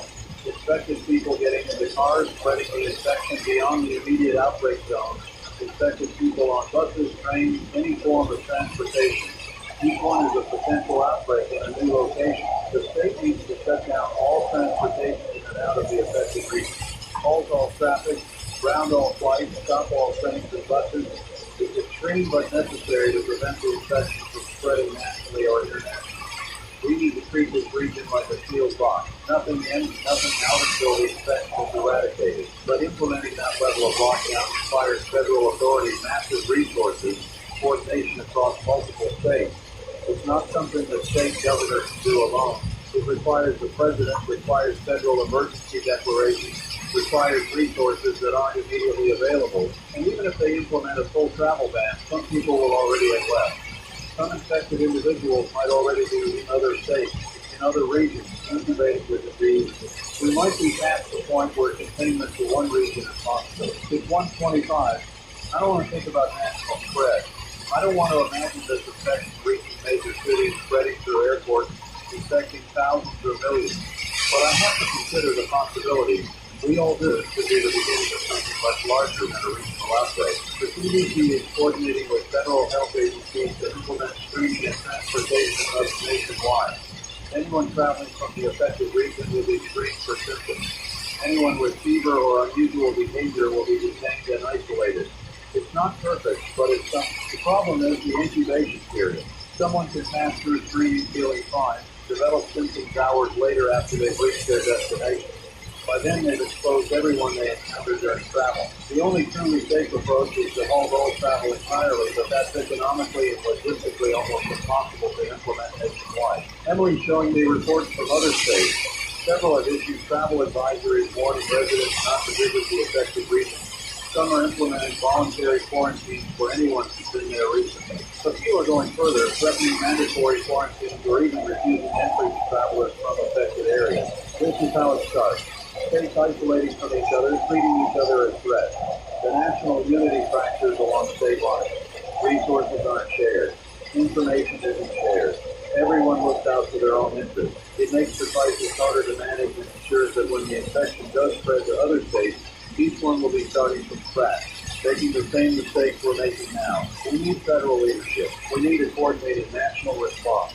We need someone to stand up and say, this is what we're doing, this is the plan, everyone follow this protocol. But in the absence of that leadership, everyone is improvising, making decisions based on incomplete information and local priorities. 1:34 p.m., we're approaching 7 hours of broadcasting. My throat is raw. I'm drinking water constantly, but it's not enough. Emily's voice is going too. We're both exhausted, but we keep going. The National Guard assault on the final sectors of Millwood has begun. We're getting audio, sounds of sustained gunfire, explosions. What might be flamethrowers? It's intense urban combat against an enemy that doesn't retreat, doesn't surrender, doesn't feel fear or pain. The Guard is advancing slowly, clearing building by building, ensuring no infected are left behind. Casualty reports are coming in, more Guard members bitten, more soldiers infected and isolated. The cost of clearing Millwood is being measured in lives and good people who responded to the crisis and paid the ultimate price. These soldiers deserve to be remembered as heroes. They're fighting the worst kind of enemy to protect people they don't know. That's heroism. But heroism doesn't make you immune to infection. It doesn't make the sacrifice any less tragic. These soldiers are dying and reanimating and being destroyed by their own comrades. There's no glory in that, no comfort for their families, just loss. It's 1:42. Emily's got word that FEMA has arrived in the region. They're setting up a regional coordination center, bringing together all the different agencies and units responding to the outbreak. Finally, we have centralized command, someone to coordinate the chaos. FEMA has experience with large-scale disasters, has protocols and procedures that can be adapted to this situation. The FEMA director on scene was holding a briefing. Emily's pulling up the audio feed. Let me listen and relay the key points. The director is outlining the federal response plan. First priority is containment, preventing spread beyond the current affected area. Second priority is elimination of infected individuals to reduce the threat. Third priority is care for survivors and displaced persons. Fourth priority is remediation of the contamination source. Fifth priority is long-term recovery and rebuilding. She's allocating resources to each priority. Additional military units for containment and elimination. Medical teams for survivor care. Environmental specialists for remediation. Mental health professionals for long-term support. It's comprehensive, it's organized, it's what we've needed since this started, but it's also reactive. Everything she's describing is a response to what's already happened. There's nothing about prevention, nothing about proactive measures to stop future outbreaks. I guess that comes later after the immediate crisis is handled, but I hope someone's thinking about long-term implications, about what we do to prevent this from happening again. The assault on Millwood's final sectors is progressing. The Guard is reporting heavy concentrations of infected near the clinic, exactly as expected. They're using incendiary weapons, burning out buildings where infected are concentrated. The fires are visible from aerial surveillance, thick black smoke rising over the town. Millwood is burning, not the whole town, but significant portions of it. The Guard is being careful, containing the fires to structures they're clearing, but still, the town is being destroyed in order to save it, in order to eliminate the infection. Residents who evacuated are going to return to a town that's partially burned, partially demolished, permanently scarred by what happened here. Can a town recover from something like this? Can you rebuild not just physically but psychologically after your community was overrun by infected, after neighbors turned on each other, after the military had to burn parts of the town to stop the spread? I don't know. Maybe some places, some communities are too traumatized to ever be whole again. It's 1:59, top of the hour, 2 in the afternoon. We've been broadcasting for over 7 hours. I need a real break, more than 5 minutes. Emily needs one too. We're going to step away for 15 minutes. get some food, rest our voices. Another broadcaster from the station is going to fill in, play some recorded updates and official statements. We'll be back at 2:15. This is Daniel Walkman on 104.7 FM. Stay safe, everyone. We're back, 2:17. I know I said 2:15, but I needed those extra 2 minutes. I'm eating a protein bar and drinking an energy drink because coffee isn't cutting it anymore. Emily's doing the same. We look like disaster victims ourselves, pale and exhausted, but we're not the ones fighting infected or treating wounded or making life or death decisions. We have it easy. During the break, I checked my phone again. More messages, too many to respond to individually. One stands out, though. It's from a colleague, another broadcaster in a different market. He's asking if I wanted to take over Let Me Rest. I appreciate the offer, but I can't accept. This is my station, my city, my responsibility. I'll keep going until I physically can. Emily's got new information. The assault on Millwood is nearly complete. The Guard has cleared 8 of 10 sectors. Only 2 sectors remain, including the clinic. The infected have been concentrated by the advanced Guard forces, pushed into a smaller and smaller area. They're essentially trapped now, surrounded by military units with heavy weapons. The final assault is going to be overwhelming. The Guard is bringing in everything they have, determined to eliminate every infected in Millwood by nightfall. They want the town secure before dark because fighting infected at night is even more dangerous. The infected don't need light to function. They attack by sound and movement. Darkness favors them. So the clock is ticking. They have maybe 4 hours of good daylight left. 4 hours to eliminate potentially hundreds of infected in close quarters. It's going to be bloody, brutal, intense, and unavoidably tragic because among those infected are people or were people. Someone's mother, someone's child. Now just targets to be destroyed. It's Cody 25. The environmental team at the nuclear waste site is beginning emergency containment measures. They're sealing the most critical breaches with temporary patches, essentially plugging holes until permanent repairs can be made. They're setting up pumps to redirect contaminated water away from natural drainage paths. They're marking a larger exclusion zone to keep people and animals away. These measures will slow the contamination, but won't stop it entirely. Think of it like trying to patch a leaking dam with duct tape. It helps, but it's not a real solution. The real solution requires massive construction projects. Specialized materials, probably months of work, but every little bit helps. Every gallon of contaminated water that doesn't reach the stream is a potential infection prevented. The hydrologist is recommending that all surface water in the region be tested and possibly treated. Streams, ponds, lakes, anything that might have been contaminated. The testing alone will take weeks. Treating the water if it's contaminated could take months. And in the meantime, people and animals continue to use that water, continue to be potentially exposed. This is a long-term problem. Even if we eliminate every infected individual today, even if we stop all new transmission, the contamination remains. It's in the environment. It'll be there for years, decades maybe, slowly breaking down or being diluted, but never truly gone. We've permanently altered the ecosystem of this region. It's too insecurity. Emily's monitoring social media, and she's seen a lot of panic, but also a lot of resilience. People are helping each other, sharing resources, checking on neighbors. Communities are coming together in response to the crisis. That's humanity at its best. When things are darkest, people reach out to each other, support each other, refuse to give in to despair. But she's also seeing ugly stuff, including in some areas people taking advantage of the chaos to steal. Price gouging, stores charging exorbitant amounts for basic supplies, scams, people claiming to have cures or protective equipment that doesn't actually work. Crisis brings out the best and worst in people simultaneously. Law enforcement is stretched thin dealing with the outbreak, so property crimes are going under-responded. People are reporting break-ins, thefts, assaults, but police can't respond quickly. They're focused on the infection, on enforcing quarantines, on preventing spread. Normal crime becomes secondary. This is another way the outbreak impacts everyone, not just people directly exposed to the infection. The breakdown of normal social order affects everyone's safety and security. We take for granted that police will respond to emergencies, that rules will be enforced, that society functions. When that breaks down, even temporarily, it's alarming. It's 2:41. County Memorial Hospital is reporting that the nurse who was bitten has died. She reanimated quickly, was fully secured. No additional infections resulted. But the staff who knew her, who worked with her, they're devastated. She was a colleague, a friend, and they had to watch her die and turn to be restrained like an animal. That trauma is going to stay with them. The hospital administrator is implementing new protocols.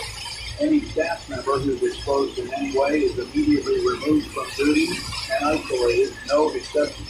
It's harsh, but necessary. One infected staff member loose in a hospital should kill dozens of vulnerable patients before being stopped. Can't risk it. But this policy means the hospital is operating short-staffed. Every exposure removes someone from the workforce. And exposure is easy in a hospital environment where you're dealing with blood, bodily fluids, agitated patients. The staff are exhausted, making mistakes, getting accidentally stuck with needles or splashed with fluid. Each incident means another person isolated, another person potentially infected. The hospital might have to close entirely if they lose too many staff. Then where do people go for medical care? The next nearest hospital is 30 miles away, and if this pattern repeats at other hospitals, if they all start losing staff to infection or isolation, the regional healthcare system collapses completely. It's 2:49. We're getting reports of infected individuals spotted in multiple locations outside the quarantine zone. Small numbers, 1 to 2, but scattered across a wide area. These are probably people who left Millwood or Ashford before the quarantine, people who were infected and died in their cars or at their destination, then reanimated and started attacking. Each one of these is a potential new outbreak. Each one needs to be located and eliminated before they can infect others. The tracking them down is difficult. They could be anywhere, in a parking lot, in a hotel, in someone's home. And we only know they're there after they attack someone, by which point they've already created a new infection. The state police are organizing search teams, coordinating with local law enforcement to track down reported sightings. But it's reactive, taking outbreaks after they start rather than preventing them. We need to find a way to get ahead of this to identify infected individuals before they spread the disease. Maybe checkpoints on major roads, regional travelers, detaining anyone with injuries or symptoms. It's not perfect, but it's something. Better to inconvenience thousands of healthy people than let one infected person through to start a new outbreak. It's 2057. The National Guard is preparing for the final assault on the clinic in Millwood. This is the epicenter where it all started, where the highest concentration of infected remains. The Guard is bringing overwhelming force, determined to end this decisively. They're asking all media to stop broadcasting live from Millwood during the assault. They don't want the public to see what's about to happen. It's going to be violent, graphic, disturbing. They're worried about the psychological impact of watching it, about how people will react to seeing the military use such extreme force against what look like civilians. I understand the concern, but I also think people deserve to know the truth. We can't shelter people from reality, especially when that reality is going to affect everyone's lives going forward. If the assault is brutal, people need to see that, need to understand the severity of what we're dealing with. But I'm not on the scene. I don't have video feeds from Millwood. So the question is moot for us. We'll report what we hear, what we learn from official sources, but we won't show anything graphic. That's probably for the best. It's 3:05. The assault has begun. We're hearing it through radio communications, military channels that are being monitored by various agencies. Heavy weapons fire, sustained bursts, explosions.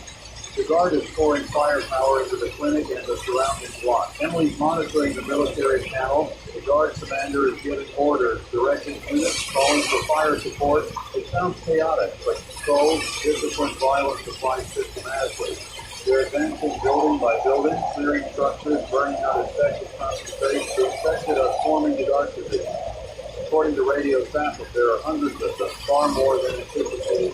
Their overwhelming defensive positions forcing Guard units to retreat and reposition. The Guard is using vehicles as barriers, creating choke points where they can maximize firepower. This is the largest engagement yet between military forces and infected.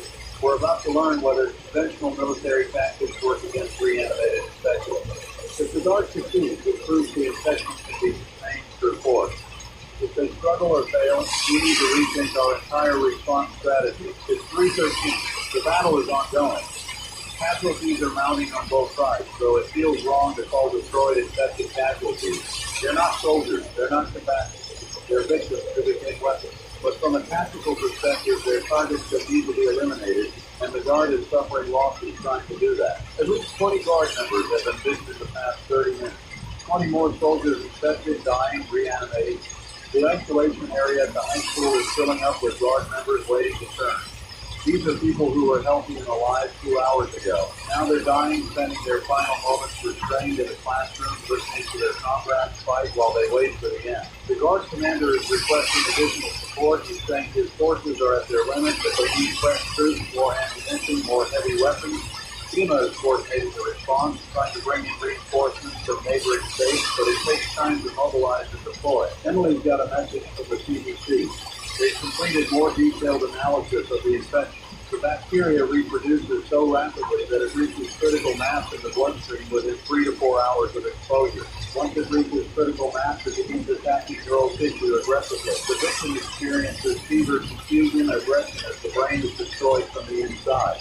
Death follows within 1 to 2 hours after symptoms begin. So from life to death, you're looking at 4 to 6 hours maximum. From death to reanimation, 5 to 10 minutes. That's the timeline. That's how fast this moves. If someone's bitten at noon, they're dead by 6 p.m., reanimated by 6:50. In a single day, one infected person could theoretically create dozens of new infected if left unchecked. The exponential math is terrifying. If we don't achieve complete containment soon, if infected individuals continue to spread out from the outbreak zone, the numbers become unmanageable. We could see thousands infected within days, tens of thousands within a week. At that point, the military and medical resources don't exist to contain it. 3:21. I'm watching the clock now, watching the sun echo through the window. We have maybe 3 hours of good daylight left. After dark, everything becomes harder. The infected are easier to miss in darkness. They can approach without being seen. Defenders can't see what they're shooting at, might hesitate, might miss. The Guard needs to finish clearing Millwood before nightfall. They need to eliminate every infected, secure every building, ensure the town is truly cleared. Many infected remain when darkness comes.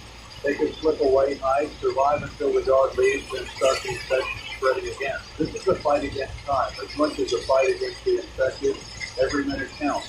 Every delay is a risk. Emily's showing the aerial footage from Millwood. Large portions of the town are on fire. The Guard has used incendiary weapons extensively, burning out buildings where infected concentrated. Smoke is visible for miles, the dark column rising into the clear afternoon sky. The town looks like a war zone. Actually, it is a war zone.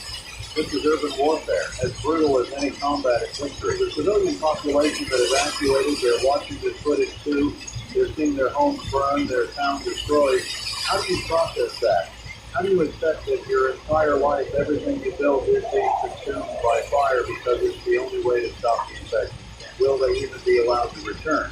Once the infection is cleared, once the fires are out, will Millwood be safe to inhabit, or will the contamination, the radiation from the waste site, the bacteria in the environment make it permanently uninhabitable? These people might be refugees, not temporarily displaced, but permanently homeless. It's 3:29. The state is setting up emergency shelters for evacuees from Millwood, Ashford, and surrounding areas. Schools, community centers, churches, anywhere with space and facilities. FEMA is providing resources, cost, food, medical supplies, but these are temporary measures. Long-term housing for potentially thousands of displaced people is a massive undertaking. Some evacuees have family elsewhere, can stay with relatives or friends, but many don't. Many are going to be dependent on emergency services for weeks or months, and the psychological trauma, the stress of displacement, the uncertainty about the future, that's going to take a toll. We're going to see mental health crises, domestic violence, substance abuse, all the problems that arise when people are pushed beyond their capacity to cope. Social services are already overwhelmed, already struggling to handle the volume of need. And this is just one region, one outbreak. If this spreads nationally, if other regions face similar crises, the entire social support system could collapse under the weight. The federal government needs to allocate massive resources to this, needs to treat it as a national emergency on par with a major natural disaster. But I don't know if that matters. I don't know if the people in Washington understand the scale of severity of what we're facing here. It's 3:37. The battle at the Millwood Clinic is reaching a critical point. The Guard has pushed the infected into a concentrated area essentially surrounding them. They're preparing to use overwhelming firepower to eliminate them all at once. It's going to be loud, violent, final. I'm thinking about the people who are infected who are about to be destroyed. They were teachers, store clerks, parents, children.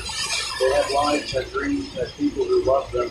The infection took all that away, turned them into monsters. And now they're going to be burned away like they never existed. There should be some kind of memorial, some way to honor who they were before the infection. They're victims, not villains. They didn't choose this. They were in the wrong place at the wrong time, drank contaminated water, or were bitten by an infected animal or attacked by an infected neighbor. They deserve to be remembered as people, not as infected targets. But there's no time for that now. Right now, their threats need to be eliminated.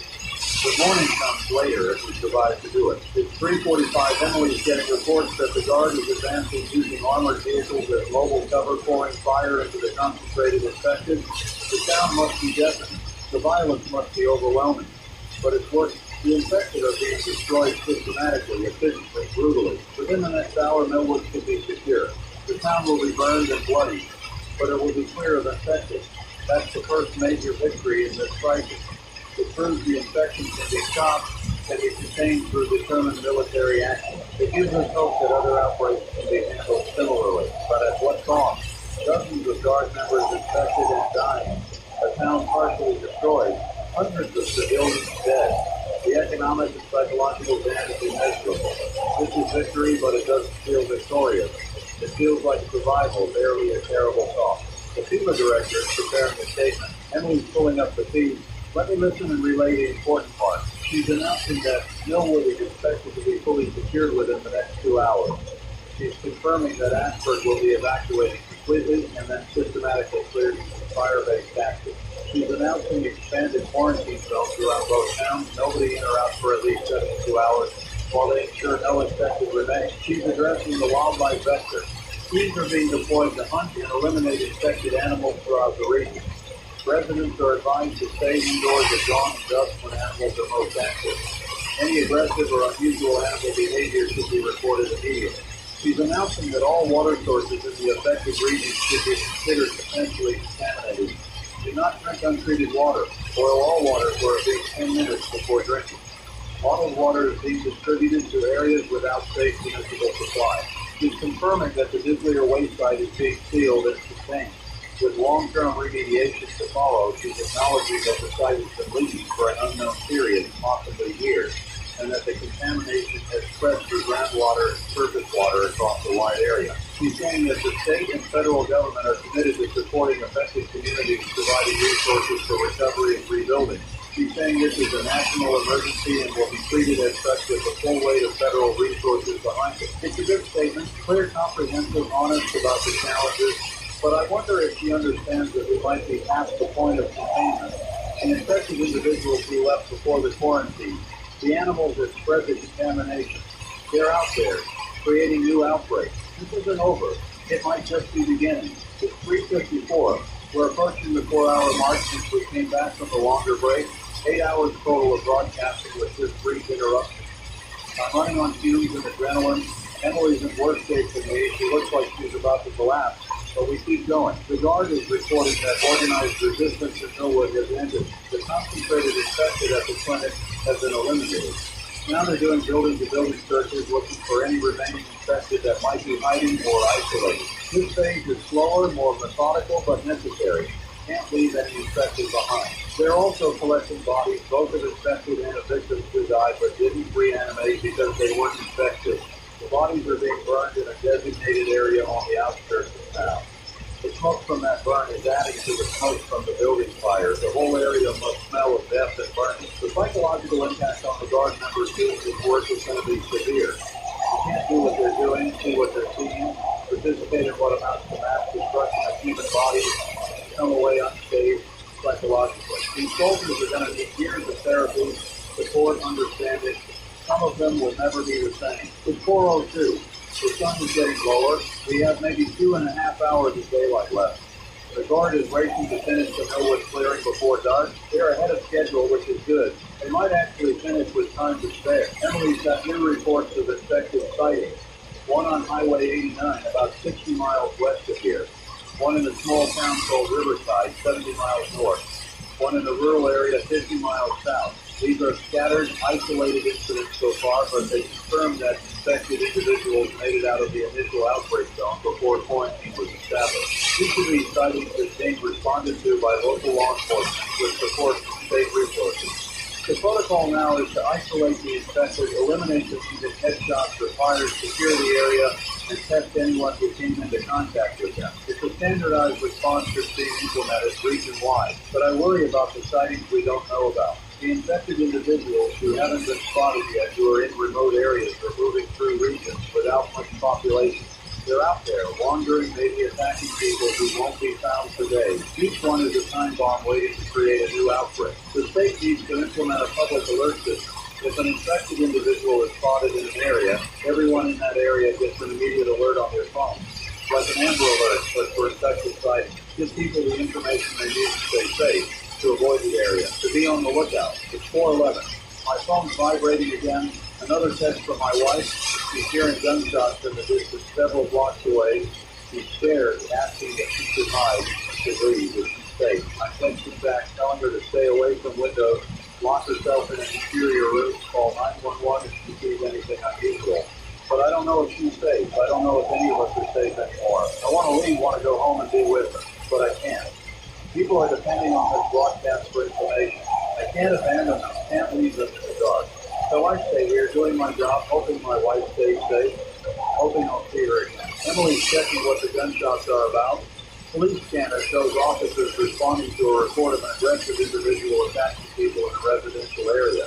Could be an infected, could be something else. Police are approaching with caution, treating it as a potential infection case. This is our city now, our city where police respond to attacks wearing protective gear, where gunshots in residential areas might be officers eliminating infected individuals. How did we get here? 24 hours ago, this was a normal city with normal problems. Now it's a potential outbreak site on the edge of chaos. It's 4:19. The police have engaged the individual. Shots fired. Emily's listening to the scanner. The suspect was showing classic infection symptoms, violent, incoherent, trying to bite officers. They had to shoot him multiple times to bring him down. He's been eliminated, but not before biting one officer through his protective gear. Another officer infected, another person dying, another family getting devastating news. This is happening in our city now, not somewhere distant. The infection is here. The police are securing the area, checking for other infected individuals or victims. They're interviewing witnesses, trying to determine how long this person has been infected, where they came from, who they might have exposed. Contact tracing is critical to prevent further spread. But contact tracing is slow, labor-intensive.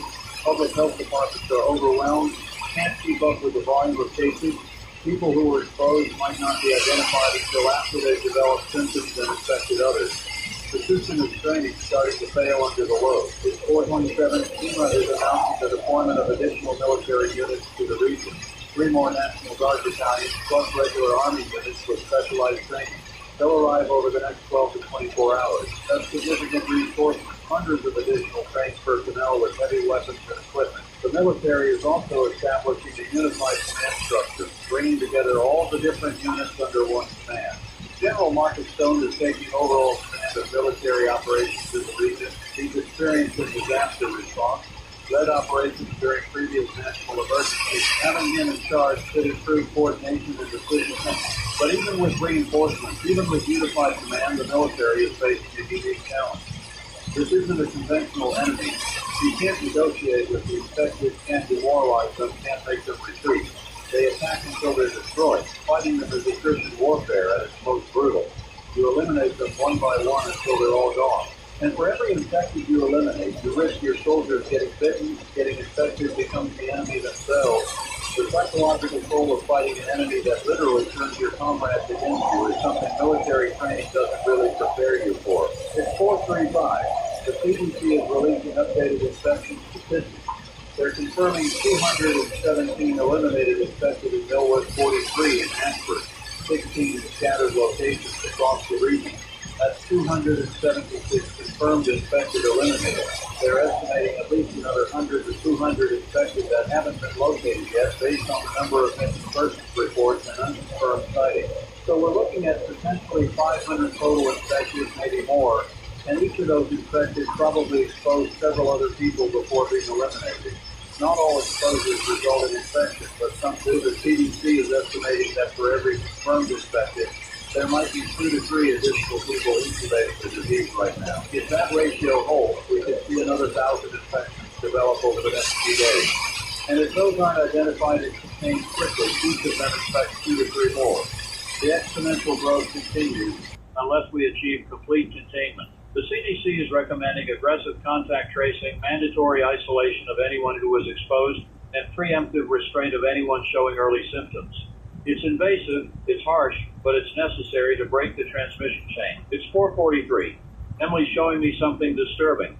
Social media posts from people claiming to have been bitten or exposed, asking what they should do. Some are considering suicide rather than turning into infected. Others are saying they're going to isolate themselves, but not tell authorities because they don't want to be restrained and forced to die alone. These posts reveal the human cost of this infection beyond just the physical. The psychological horror of knowing you're infected, knowing you're going to die and reanimate, knowing there's no hope. Some people would rather die by their own choice on their own terms than follow protocol. I understand that impulse, but it's dangerous. People who are infected need to be in controlled environments where they can't spread the disease when they turn. If they're alone at home, they might turn and then wander out, attack neighbors, spread the infection. But asking people to report themselves knowing they'll be restrained and isolated is asking them to choose a horrifying death. There's no good answer. The protocol is necessary for public safety, but it's cruel to the infected individuals. This is one of those situations where individual dignity conflicts with collective security, and we're choosing collective security because the alternative is uncontrolled spread. It's 4:51. The Millwood clearing operation is nearly complete. The Guard has searched every building, every vehicle, every possible hiding spot. They found and eliminated 23 additional infected scattered throughout the town. They've also found survivors, 12 people who barricaded themselves and survived uninfected. Those survivors are being evacuated now, taken to screening facilities for testing. The town is declared secure as of 4:47 p.m. Millwood is clear. It took a full day, cost dozens of lives, destroyed significant portions of the town, but it's done. The infection has been eliminated from Millwood. This is a significant achievement. It proves that outbreaks can be contained and eliminated through determined military action. It provides a template for handling future outbreaks. It gives us hope, but Millwood is small, just a few thousand residents, relatively isolated, on terrain favorable to military operations. What happens when an outbreak occurs in a major city with hundreds of thousands of people, dense urban environments, complex infrastructure? Can the same tactics work there, or would it require a level of force and destruction that's unacceptable in a major population center? These are questions we need to be thinking about because the infection is still spreading. More outbreaks are likely. We need to be prepared for the worst case scenario. It's 40:59, top of the hour, 5 p.m. We've been broadcasting for over 9 hours with only brief breaks. I can barely speak anymore. My voice is hoarse and cracking. Emily looks like she's going to pass out. But we're not done. The crisis isn't over. The operation in Ashford is about to begin. The Guard has completed evacuation of survivors and is preparing to systematically burn the town. Ashford is smaller than Millwood, easier to clear, but the infection spread more thoroughly there. The decision was made to use fire as the primary elimination method rather than attempting a building-by-building clearing like in Millwood. Residents of Ashford who evacuated are being told their town is going to be destroyed. Everything they owned, every building, burned to ensure complete eradication of the infection. It's a hard message to deliver. These people already lost their community to the outbreak. Now they're losing the physical place itself, but it's necessary. Ashford is too contaminated, too thoroughly infected to clear safely through conventional means. Fire is faster, more certain, more complete. It's the right tactical decision, even if it's devastating for the resident. It's 5:07. The controlled burn of Ashford has begun. The Guard is using incendiary devices to ignite structures systematically, starting from one side of town and moving across. They're controlling the burn carefully, ensuring it doesn't spread to surrounding forest areas, ensuring it stays contained to the town itself. The fire is going to burn through the night. By morning, Ashford will be ash. A town that existed for over 100 years, that had history and culture and community, will be gone. Erased in a single evening because of contaminated water and mutated bacteria. I keep thinking about all the personal effects being destroyed. Family photos, heirlooms, children's artwork, wedding albums, all the small things that make up a life. All of it burning, turning to ash, lost forever. The residents will have only their memories left. No physical touchstones, no mementos, nothing to ground their memories in reality. It's another form of trauma, another layer of loss. The infection doesn't just kill people, it destroys everything, leaves nothing behind but ash and grief. It's 5:15. Emily's got an update on the nuclear waste site. The emergency containment measures are in place. The worst leaks have been sealed temporarily. Water flow has been redirected away from the most contaminated areas. The exclusion zone has been expanded and properly fenced, but the environmental team is confirming that contamination has spread extensively through the groundwater system. The aquifer that serves the region has been compromised. Testing is going to take weeks to determine the full extent of contamination, and treatment, if it's even possible, could take months or years. In the meantime, the entire region needs to be on bottled water. Municipal systems need to be tested and potentially shut down if contamination is detected. Private wells are all suspect. Tens of thousands of people dependent on water infrastructure that might be unusable. FEMA is coordinating water distribution, bringing in tanker trucks, establishing distribution points, but it's a massive logistical undertaking. People need water daily, gallons per person for drinking, cooking, sanitation. Keeping an entire region supplied with bottled water for an extended period is challenging and expensive. The long-term solution is to fix or replace the contaminated water infrastructure, but that's a project that will take years and billions of dollars. In the meantime, this region is dependent on emergency water supplies. That's not sustainable indefinitely. It's 5:23. I'm watching the clock again. The sun is getting low. We have maybe an hour and a half of daylight left. After that, darkness. And in the darkness, infected individuals are harder to spot, easier to miss. The hunt for scattered infected is going to become much more difficult once night falls. The state police and National Guard are shifting tactics for nighttime operations. They're using thermal imaging, night vision equipment, portable lighting systems. They're setting up patrols and checkpoints, establishing lighted secure zones where civilians can shelter safely. They're preparing for the possibility of nighttime encounters with infected, but darkness favors the infected. They don't need to see. They attack based on sound and movement. A patrol in the dark making noise using lights is drawing infected toward them. It's necessary work, but dangerous work. The military is accepting that there will be more casualties during night operations. They're preparing medical support, evacuation procedures, isolation protocols for bitten soldiers. They're treating night operations as high risk, sending out only experienced units with proper support. It's 5:31. Emily's showing me something on her tablet, satellite imagery of the region, updated in real time. You can see the smoke from Millwood and Ashford, large plumes visible from space. You can see the concentration of military vehicles and equipment around both towns. You can see the road checkpoints, little clusters of vehicles blocking routes, and you can see something else. Heat signatures in the forests, moving patterns that might be infected animals or infected humans wandering through the wilderness. There are dozens of them, scattered across hundreds of square miles. Each one is a potential outbreak waiting to happen if they encounter human. The military can't possibly track down all of them. The forest is too large, too dense, too difficult to search systematically. Some infected are going to remain at large, wandering through the wilderness until they die of exposure or injury, or until they encounter someone and create a new outbreak. This is the wildlife vector problem writ large. You can secure towns, can establish quarantine zones, can control human movement, but you can't control the infected wandering through forests and rural areas. They're going to be out there for days, weeks, maybe longer. The state is going to have to implement long-term monitoring, keep search teams active, respond to sightings aggressively. This isn't a problem that gets solved in a day or a week. It's going to be ongoing for the foreseeable future. It's 5:39. My phone's vibrating. My wife again. The gunshots have stopped. Police are going door to door in her neighborhood, checking on residents, looking for any signs of infection. She's scared to open the door even for police. I don't blame her. In the chaos, how do you know who's really police and who's someone pretending to be police? How do you know who to trust? I'm telling her to ask for identification through the door, verify their names with 911 dispatch before opening. It's probably overkill, probably unnecessary caution, but better safe than sorry. Trust is eroding in this crisis. When you can't trust that your neighbor isn't infected, can't trust that the person at your door is who they claim to be, social cohesion breaks down. That breakdown is as dangerous as the infection itself in some ways. Society functions on trust, on shared norms and expectations. When that dissolves, when everyone becomes suspicious of everyone else, you get isolation, paranoia, conflict. We're not there yet, but we're heading in that direction if this continues. It's 5:47. The CDC is releasing more information about the mutation that caused this infection.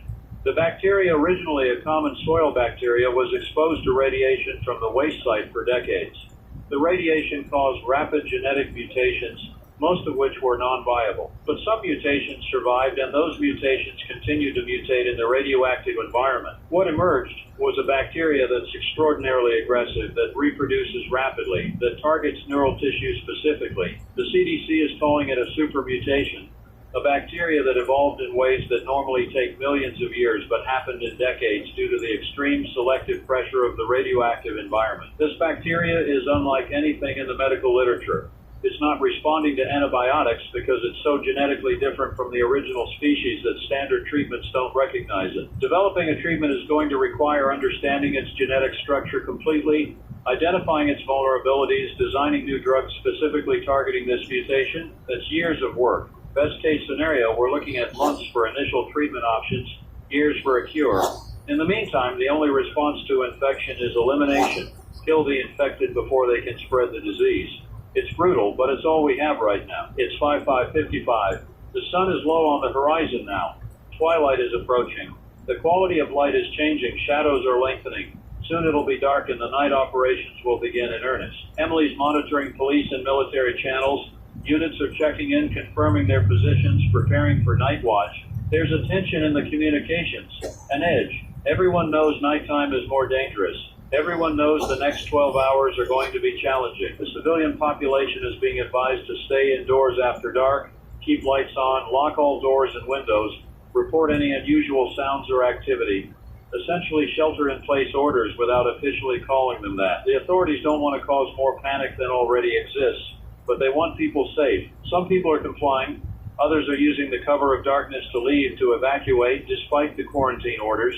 They're slipping past checkpoints, taking back roads, doing whatever they can to get out of the region. Can't really blame them. If I wasn't here doing this broadcast, I'd probably be trying to get my wife out too. But every person who leaves without being screened is a risk. They might be carrying the infection. They might develop symptoms hundreds of miles away, create a new outbreak in a region that's unprepared. This is how local outbreaks become national or global pandemics. Uncontrolled movement of infected individuals. It's 6013. Darkness is falling. The streetlights outside the studio are coming on. The world is transitioning from day to night, from relative safety to increased danger. I can feel the tension, the fear. Night is when bad things happen in crisis situations. Night is when defenses fail, when things go wrong, when people die. The National Guard is lighting up their positions, using generators to power floodlights, creating islands of light in the darkness. Checkpoints are lit up like daylight, making it impossible for infected to approach unseen. Patrol routes are being marked with portable lights, creating safe corridors through the darkness. But outside those lighted areas, darkness, complete darkness. In many rural areas with no power, no street lights, no ambient light from buildings. In that darkness, infected could be anywhere, moving, hunting, searching for prey. The Guard is using thermal imaging to sweep dark areas, looking for heat signatures that might indicate infected. But thermal imaging isn't perfect. It can miss things, can be fooled by environmental factors.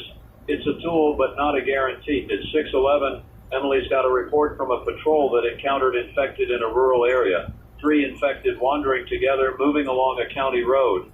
The patrol engaged them with spotlights and gunfire. All 3 were eliminated, but not before getting close enough to the patrol vehicle to attack it, damaging the vehicle and forcing the patrol to retreat. The patrol is calling for backup, saying there might be more infected in the area. They're requesting air support, helicopter with searchlights to do aerial reconnaissance. But helicopter support is limited, already deployed to multiple locations. The patrol might have to wait, might have to hold their position in the dark, knowing infected are nearby. This is the danger of night operations. Limited visibility, limited mobility, limited options. You're defending a position in the dark, knowing the enemy is out there but not knowing exactly where. It's psychologically draining, terrifying. The soldiers doing this work are incredibly brave. They're putting themselves at extreme risk, functioning in conditions that would break most people. They deserve every bit of support and recognition we can give them. It's 6:19. We're past 9.5 hours of continuous broadcasting. I need to eat something. Need to rest my voice. Emily needs the same. We're going to take another break, 15 minutes. Get some food and water. A colleague is going to fill in with recorded updates and official statement. We'll be back at 6:35. This is Daniel Rothman, 104.7 FM. Stay safe, stay indoors, stay alert. We're back at 6:37. I said 6:35, but I needed the extra couple minutes. I'm eating soup, something warm and easy on my throat. Emily's drinking hot tea, trying to soothe her voice. We both look terrible, exhausted beyond measure. But we push on. The night is fully here now. Outside the studio windows, darkness. The city lights are visible but muted. Less activity than normal. People are staying home, staying safe. The streets are nearly empty except for emergency vehicles and military patrols. It's eerie, seeing a city this quiet. Normally at this hour there would be traffic, people going to dinner, heading to evening activities. Now there's nothing. The city is holding its breath, waiting to see what the night brings. Emily's got new information. The controlled burn in Ashford is progressing as planned. Half the town has gone already, consumed by fire.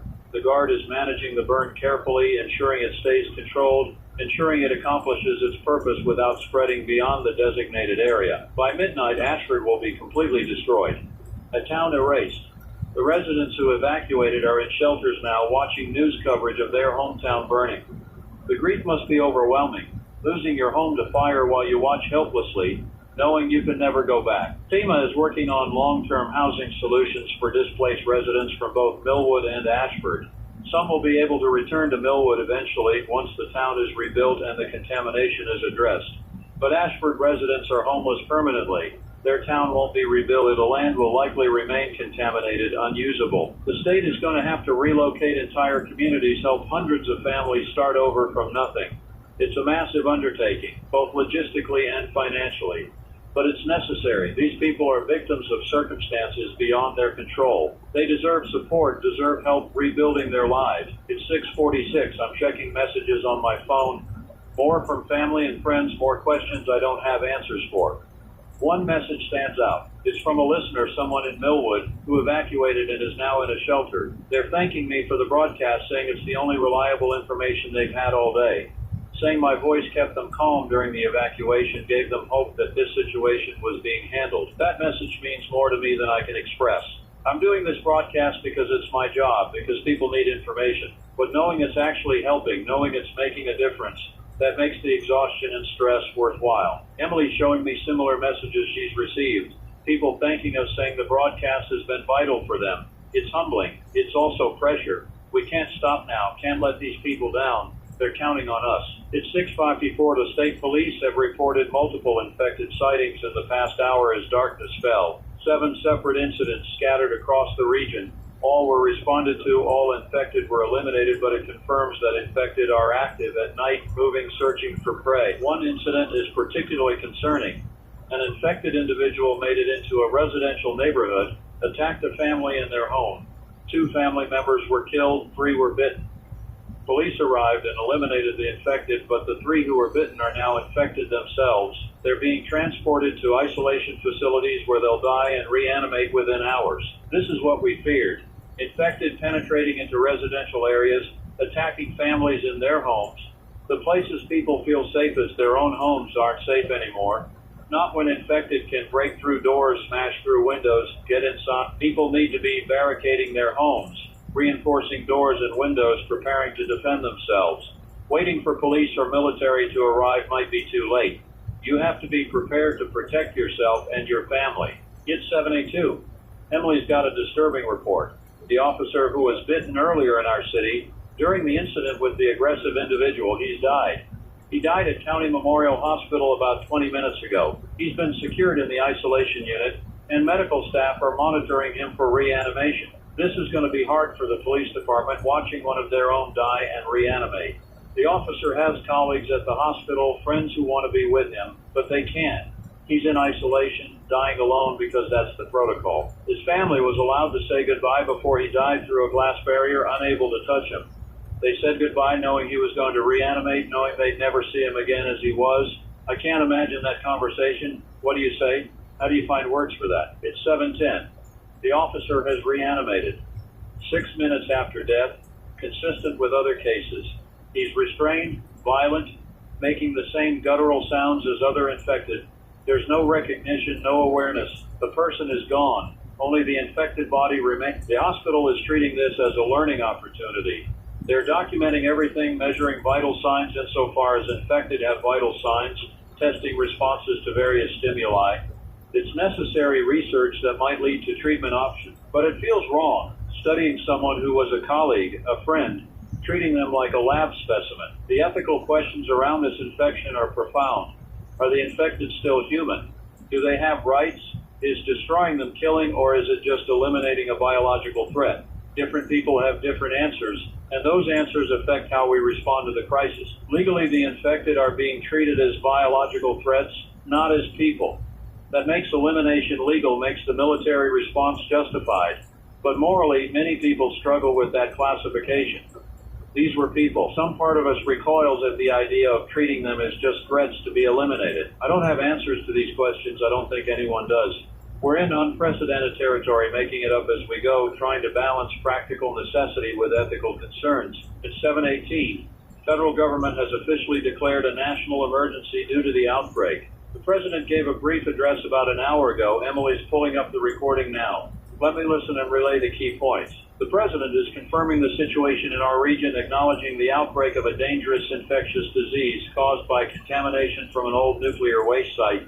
He's not using the word zombie, not describing the reanimation. He's keeping it clinical, focused on the medical aspects. He's announcing federal support, including military deployment, medical resources, financial assistance for affected communities. He's saying the outbreak is contained to our region currently and that all measures are being taken to prevent national spread. He's advising calm, urging people to follow official guidance to avoid the affected region. He's saying the situation is under control, that federal resources are adequate to handle it, that there's no need for panic. It's a carefully calibrated message designed to inform without alarming, but I think he's underselling the severity. This isn't just an infectious disease. This is reanimated dead attacking the living. This is unlike anything in human history. People deserve to know the truth, deserve to understand what we're really facing. But I understand the reasoning. Full disclosure might cause national panic, might lead to chaos that would make response efforts harder. So he's managing the message, giving people just enough information to be aware without being terrified. It's 7:26. Emily's monitoring social media, and she's seeing the impact of the president's address. Some people are reassured, taking comfort in federal involvement. Others are angry, saying he's not being honest, not preparing people for reality. Still others are terrified, reading between the lines, understanding that if the president is involved, this is much bigger than local news made it seem. The truth is somewhere in the middle. Yes, this is serious. Yes, it's unprecedented. But yes, it's also currently contained to our region, and massive resources are being deployed to keep it that way. Both things can be true simultaneously. The question is whether containment can hold, whether the measures being taken are adequate, whether the infection can be stopped before it spreads beyond our region.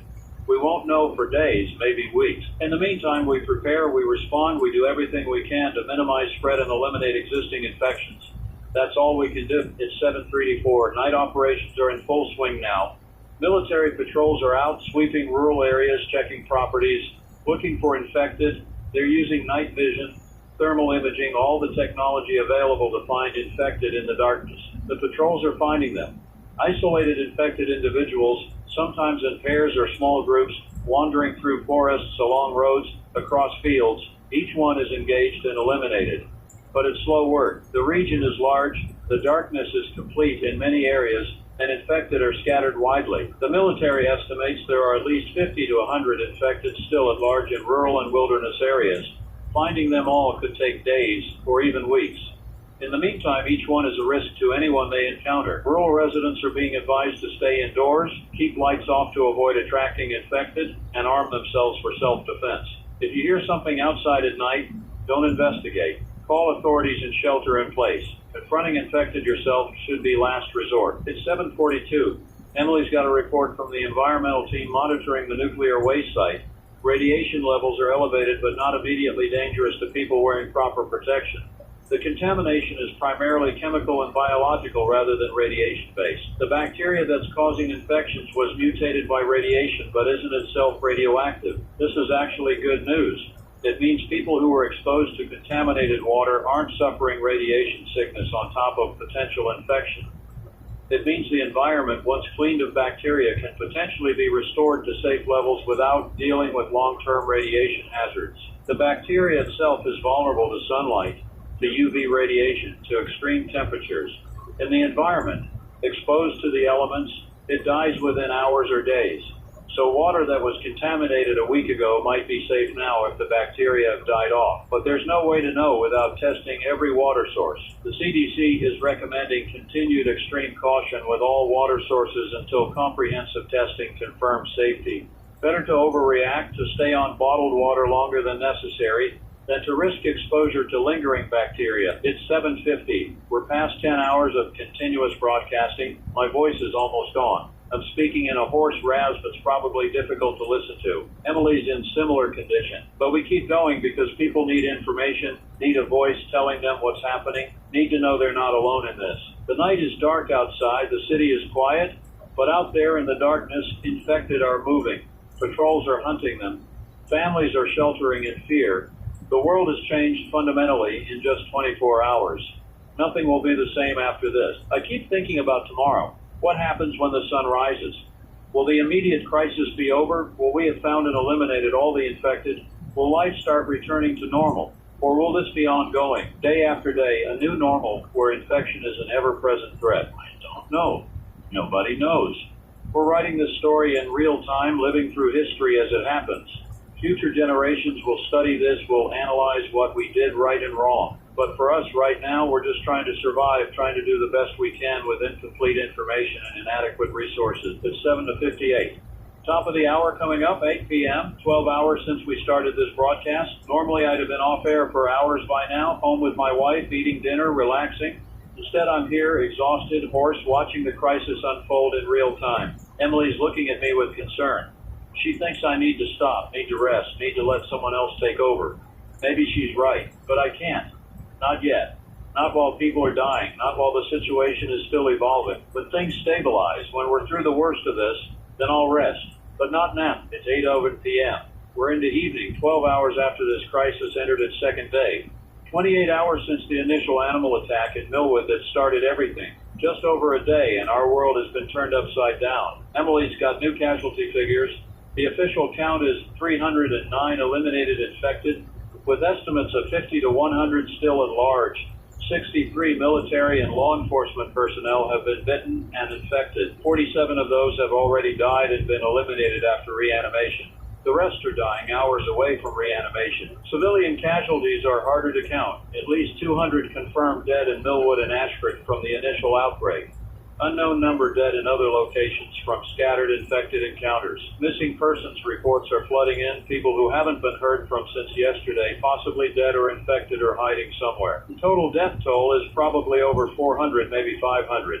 In 28 hours, that's more deaths than most disasters cause in weeks. And the toll is still climbing. Every hour brings new casualties, new infections, new death. This is a catastrophe on a scale our region has never experienced. It's comparable to a major natural disaster, an earthquake or hurricane. But it's worse in some ways because the threat is ongoing, spreading, creating new dangers every moment. It's 8:09. The controlled burn in Ashford is nearly complete. The town is 90% destroyed. Only a few structures on the periphery remain, and those will be burned within the next hour. By 9 p.m., Ashford will be completely gone, nothing but ash and burned foundation. The Guard is preparing to maintain a perimeter around the burn site overnight, ensuring no embers spread to surrounding forest, ensuring the fire accomplished its purpose of eliminating all infection. They'll hold the perimeter for at least 24 hours, monitoring for any signs of surviving infected, though survival in that inferno is impossible. Tomorrow they'll begin cleanup, removing debris, testing soil and ash for contamination, determining when or if the land can ever be used again. It's going to be a long process, months or years, before final determination is made. In the meantime, former residents of Ashford are homeless, displaced, dependent on emergency services. Their lives have been completely disrupted, their future is uncertain. The psychological trauma is going to last for years. It's 8:17. Emily's showing me footage of the burn. The entire town is engulfed in flames, an inferno visible for miles. The heat is so intense that the Guard perimeter has to stay back several hundred yards. The sound must be deafening, the roar of fire consuming everything. It's apocalyptic imagery, a town burning, being erased from existence. This is what we've come to. This is what's necessary to stop the infection. Complete destruction, total elimination of any possible contamination. I wonder if this is what future outbreaks will look like. If an outbreak occurs in a city, will we be willing to burn entire neighborhoods, entire districts, At what point does the cure become worse than the disease? At what point do we say the cost is too high? These are questions we'll have to answer if this continues. Hard questions with no good answers. How much are we willing to destroy to save the rest? How many lives are we willing to sacrifice to protect others? It's 8:25. My phone's vibrating. My wife? She's hearing explosions in the distance. I'm checking with Emily, checking police and military channels. There's a military operation underway about 5 miles from our location. A group of infected was spotted in an industrial area. The military is using explosives to collapse buildings, trapping the infected inside, then burning the rubble. It's an effective tactic for dealing with concentrated infected in non-residential areas. Collapse the structure, eliminate the infected in the rubble, burn everything. It's loud, it's violent, but it worked. But it means our city is now a combat zone. Explosions in the night, fires burning, military operations in urban areas. This is surreal. This doesn't happen in peaceful nations and stable societies. This is what happens in war zone. And maybe that's what this is. A war. Not against human enemies, but against an infection, against reanimated dead, against nature turned hostile. A war we didn't choose, didn't expect, but find ourselves fighting nonetheless. It's 8:33. The military operation near our location has concluded successfully. All infected in that area have been eliminated. No military casualties. The collapsed building is burning now, ensuring complete destruction of any remaining biological material. The explosions have stopped. The city is quiet again, except for the distant sound of sirens, the hum of helicopters overhead, the constant background noise of a city in crisis. My wife is okay, shaken by the explosions, but physically safe. I'm telling her again to stay inside, stay away from windows, keep her phone charged and nearby. I wish I could be there with her. But I'm here, doing this broadcast, because it's what I can do to help. Emily's got new information from the CDC. They've completed genetic sequencing of the mutated bacteria. It's even more different from the original species than they initially thought. It's essentially a new organism, something that's never existed before, created by the unique conditions of the radioactive waste site. The CDC is sharing this information with research institutions worldwide. They're hoping someone somewhere will have insights that lead to treatment options. But realistically, developing a cure for a completely novel organism is going to take time. The focus has to remain on containment and elimination. Prevent new infections through quarantine and screening. Eliminate existing infections through destruction of infected individuals. It's brutal, but it's the only option currently available. It's 8:42. The State Health Department is updating guidelines for handling bodies. Anybody that might have been infected must be burned within 12 hours of death before decomposition begins. Decomposition could potentially spread the bacteria into soil and groundwater, creating new contamination. This means families can't have traditional funerals for infected loved ones. No viewings, no burials, just immediate cremation. It's another loss, another way this crisis disrupts normal life and grief processes, but it's necessary. The bacteria can survive in dead tissue for a time. Bodies left to decompose naturally could become sources of contamination. So everyone who dies from infection has to be burned, ashes scattered or buried in sealed containers. The funeral industry is being mobilized to handle the volume of cremations. Mobile cremation units are being brought in. Mass cremations are being organized. It's grim work, but necessary work. It's 8:50. FEMA is announcing the establishment of a formal quarantine zone encompassing 9 counties. The zone includes Millwood, Ashford, and all surrounding areas where infection has been confirmed or where contamination is suspected.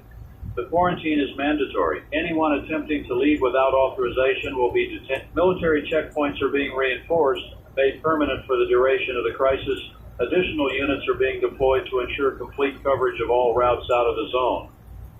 The goal is absolute containment, zero movement in or out. This is going to be controversial. People who live in the quarantine zone but aren't infected, aren't exposed, they're essentially trapped. They can't leave even though they're healthy, even though they have family elsewhere, even though they have reasons to go. They're stuck until the quarantine is lifted. But the alternative is uncontrolled spread of the infection beyond the region. One infected person leaving the zone could start an outbreak in a new location. The quarantine is harsh but necessary to protect the rest of the country. It's 8:58. We're approaching 11 hours of continuous broadcasting. I'm beyond exhausted. I'm running on pure determination now, forcing myself to stay focused, to keep delivering information. Emily's in the same state. We're both barely functional, but we keep going. The night is deepening. It's full dark now, has been for hours. The city lights outside seem dimmer somehow, as if the darkness is more profound than usual. Maybe it's just my exhaustion. Maybe it's the weight of everything that's happened. Out there in that darkness, infected are still moving, patrols are still hunting them, families are still sheltering in fear. The crisis continues, unrelenting, unforgiving. It's 9:06.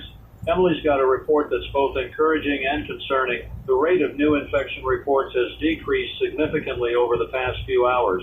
Either we're getting ahead of the outbreak, or people have stopped reporting because they're too scared or because communication systems are failing. The official interpretation is optimistic. They're saying the containment measures are working, that the infection is being brought under control.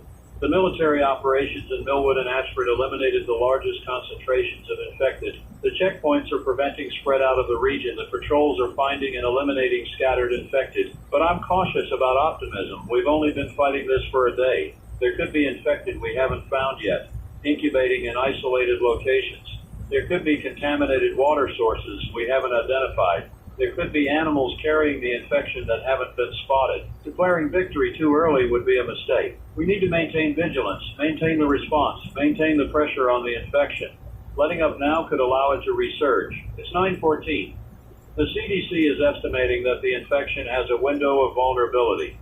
If we can go 72 hours, 3 days, without any new infections being reported, we can reasonably assume we've achieved containment. 3 days for anyone who was exposed to either develop symptoms or be confirmed uninfected. So we're looking at 3 more days of intensive operations, vigilant monitoring, aggressive response to any signs of infection, 3 days of quarantine, of checkpoints, of military patrols, 3 days of fear and uncertainty. If we make it through those 3 days without new outbreaks, we can start thinking about recovery, about rebuilding, about what comes next. But 3 days is a long time when you're dealing with an infection this deadly, this fast spreading. It's 9:22. Emily's showing me something on social media that's concerning. Conspiracy theories are spreading. People claiming this isn't a natural outbreak, claiming the government created this bacteria deliberately, claiming it's a bioweapon that escaped or was released intentionally. These theories are baseless. We know what happened. Old nuclear waste site leaked, radiation mutated bacteria, contaminated water spread the infection. It's tragic, but it's accidental. There's no conspiracy, no malice, just negligence and bad luck. But conspiracy theories spread faster than facts, especially in crisis situations. People are scared, looking for explanations, looking for someone to blame. Conspiracy theories give them simple answers, clear villains. Reality is messy and complicated, and people don't like messy and complicated. We need to counter these theories with facts, with clear communication, with transparency. The more we hide or obscure, the more people will fill gaps with speculation and conspiracy. Honesty is the best defense against misinformation. It's 9:30. I'm taking a moment to drink water, rest my voice. My throat is raw, painful. Every word is an effort. But I keep talking because people are listening, because this mattered. Emily's monitoring channels, coordinating with our news team, making sure we have coverage of all developing situations. She's a professional, keeping everything running smoothly despite her own exhaustion. I couldn't do this without her. The night continues. The crisis continues. We continue. There's no other choice. It's 9:38. The military is reporting that nighttime patrols have eliminated 18 infected individuals in the past 3 hours. All were found in rural or wilderness areas, isolated, wandering. None had encountered civilians before being found and eliminated. That's positive. It means the patrols are effective, that the search is working. But 18 infected found means potentially more still out there. The military estimates they've covered maybe 20% of the rural and wilderness areas so far. 80% remains unsearched. At this rate, it'll take days to search the entire region, and that's assuming infected stay in one place, don't move around. In reality, they're mobile, could be anywhere. Systematic search is necessary, but not sufficient. We also need rapid response to sightings, aggressive follow-up on any leads. The state is setting up a hotline for reporting suspected infected. Anyone who sees something suspicious can call immediately, and response teams will be dispatched. It's a good system, but it depends on public vigilance, on people being aware and willing to report. It's 9:46. Emily's got new guidance from FEMA on recognizing infected individuals. The key signs are unusual gait, stumbling or lurching movement, lack of coordination. Unusual vocalizations, guttural sounds rather than normal speech. Lack of response to verbal commands or attempts to communicate. And aggressive behavior when humans are near, immediately moving toward and attempting to attack. If you see someone displaying these signs, do not approach, do not attempt to help, call authorities immediately and move away quickly. Infected are dangerous, unpredictable, and infection from a bite is a death sentence. This guidance is going out through all channels, being broadcast on all media, being posted on every platform. The goal is to make everyone aware, give everyone the information they need to stay safe. Knowledge is protection. The more people know, the better they can defend themselves and their families. It's 9:54. We're almost to the 12-hour mark of this broadcast. Midnight will mark 36 hours since the initial animal attack that started everything. A day and a half that has changed our world completely. I'm thinking about what tomorrow will bring. More searches, more patrols, more vigilance. Continued quarantine, continued restrictions, ongoing fear and uncertainty, but also maybe progress. Maybe tomorrow will go hours without a new incident. Maybe we'll start seeing the end of this. Or maybe tomorrow brings new outbreaks, new challenges, new horrors. Maybe this is just beginning and we haven't seen the worst yet. I don't know. Nobody knows. All we can do is keep fighting, keep responding, keep hoping that our efforts are enough. It's 10:02, top of the hour, 10 p.m. Emily's got a report that's, I don't even know how to characterize it. It's both good and terrible. The medical staff at County Memorial Hospital has made a discovery. One of the infected individuals in isolation, the farmer from Ashford who was the first to turn, has stopped being violent. He's still infected, still reanimated, but he's no longer trying to attack. He's just sitting, moving minimally, making occasional sounds but not aggressive ones. The doctors don't know what this means. Is the infection burning out? Is some aspect of consciousness returning? Is this a new phase of the infection they haven't seen before? They're studying him carefully, documenting everything, trying to understand. If this represents a potential path to recovery to some kind of treatment, it could be huge. But if it's just a temporary lull before renewed aggression, or if it's unique to this one individual, it might mean nothing. The CDC is sending specialists to County Memorial to observe and study this development. Until they understand more, it doesn't change the response protocols. Infected are still considered deadly threats, but it's a glimmer of something, maybe hope, maybe just curiosity. It's 10:11. I'm cautiously interested in this development, but trying not to read too much into it. One infected individual showing different behavior doesn't mean a cure is possible. It might just be an anomaly or random variation. But humans need hope. We need to believe that solutions are possible, that this isn't just endless brutality and death. So maybe this discovery, even if it leads nowhere, is valuable just for giving people something to hope for. Emily's monitoring reactions to this news. People are latching onto it, seeing it as proof that infected can be saved, that we don't have to destroy them all. There's a risk here of people becoming less vigilant, less willing to eliminate infected because they think recovery is possible. That's dangerous. Until we know more, until there's actual evidence of recovery or treatment, the protocol has to remain: eliminate infected on site. Visitation gets you killed or infected. It's 10:19. The military is continuing nighttime operations, sweeping through more rural areas. They're using everything available: aircraft with searchlights, ground patrols with night vision. Even dogs trained to detect infected by scent. Dogs are actually effective for this. The infected smell different, apparently. Something about the bacterial infection creates a distinctive odor that trained dogs can detect. The military is deploying canine units to assist with searches, particularly in wooded areas where visibility is limited. It's interesting how we're adapting, using every tool and technique available. This infection is unlike anything we've faced, so we're combining modern technology with old methods, finding whatever works. Human ingenuity in response to crisis is remarkable. We're problem solving in real time, developing new tactics, learning as we go. It's not perfect, but it's effective. It's 10:27. Emily's got an update on the quarantine zone. The perimeter is fully established. All checkpoints are operational. All routes are covered. The zone is sealed. The military is confident that no one is leaving without authorization, but there are reports of people trying. Several individuals have been detained at checkpoints, trying to use false documents or bribe guards to let them through.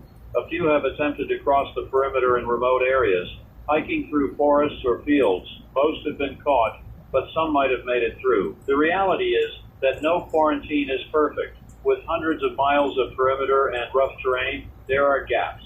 Determined people with knowledge of the land can probably find ways through. We have to accept that some people will escape the quarantine. The question is whether any of them are infected. If they are, if they carry the disease beyond the zone, we'll know within a day or two when they develop symptoms and die. Then we'll have new outbreaks to deal with. This is the nightmare scenario. Infected getting beyond the quarantine, spreading the disease to major cities, creating outbreaks in multiple locations simultaneously. That would overwhelm response capabilities, could lead to uncontrolled national spread. We have to hope that anyone who escaped the quarantine is uninfected, is just scared citizens trying to get to safety. But we can't know for sure. It's 10:35. The state governor is going to give another address soon. Emily's watching for it, ready to relay key information. While we wait, let me give you an update on the big picture. We're 36 hours into this crisis. 2 towns have been cleared or destroyed. The infection source has been contained. Hundreds of infected have been eliminated. A formal quarantine is in place.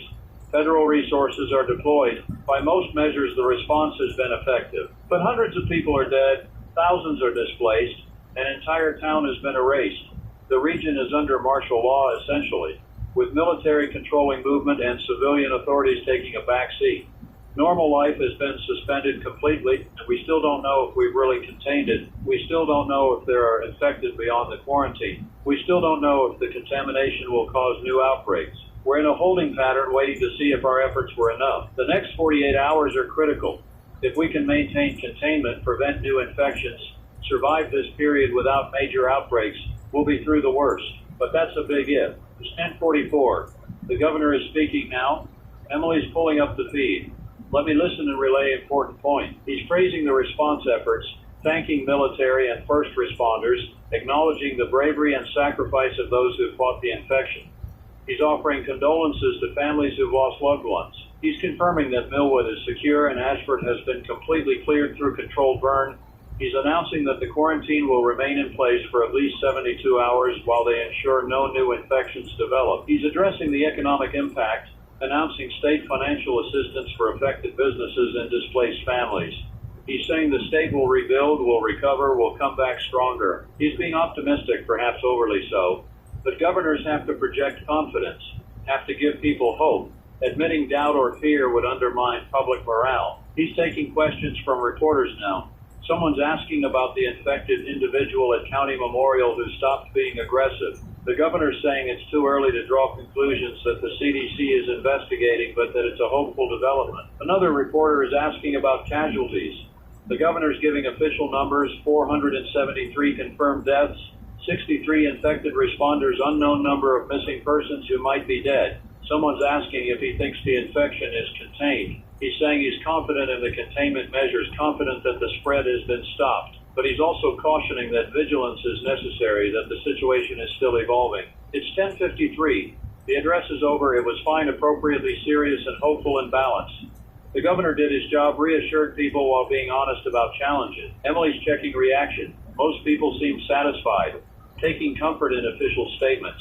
But some are skeptical, questioning whether the government is being fully transparent. Trust in institutions is fragile during crisis. Every statement, every action is scrutinized. Officials have to be perfect or they lose credibility. It's an impossible standard, but it's what people demand. It's 11:01. We're past 12 and a half hours of continuous broadcasting. I'm so exhausted I'm starting to feel disconnected from reality. Everything has a surreal quality, like I'm watching from outside my body. Emily's in similar condition. We're both operating on autopilot now, following routines, delivering information mechanically. We need to stop soon, need to rest, but not yet. Not until we're sure the situation is stable, sure that someone else can take over. The night is deep now. It's been dark for hours.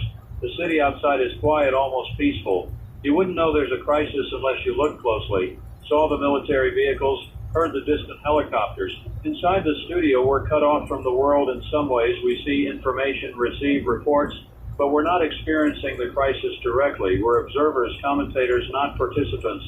That distance is both a blessing and a burden. It's 11:09.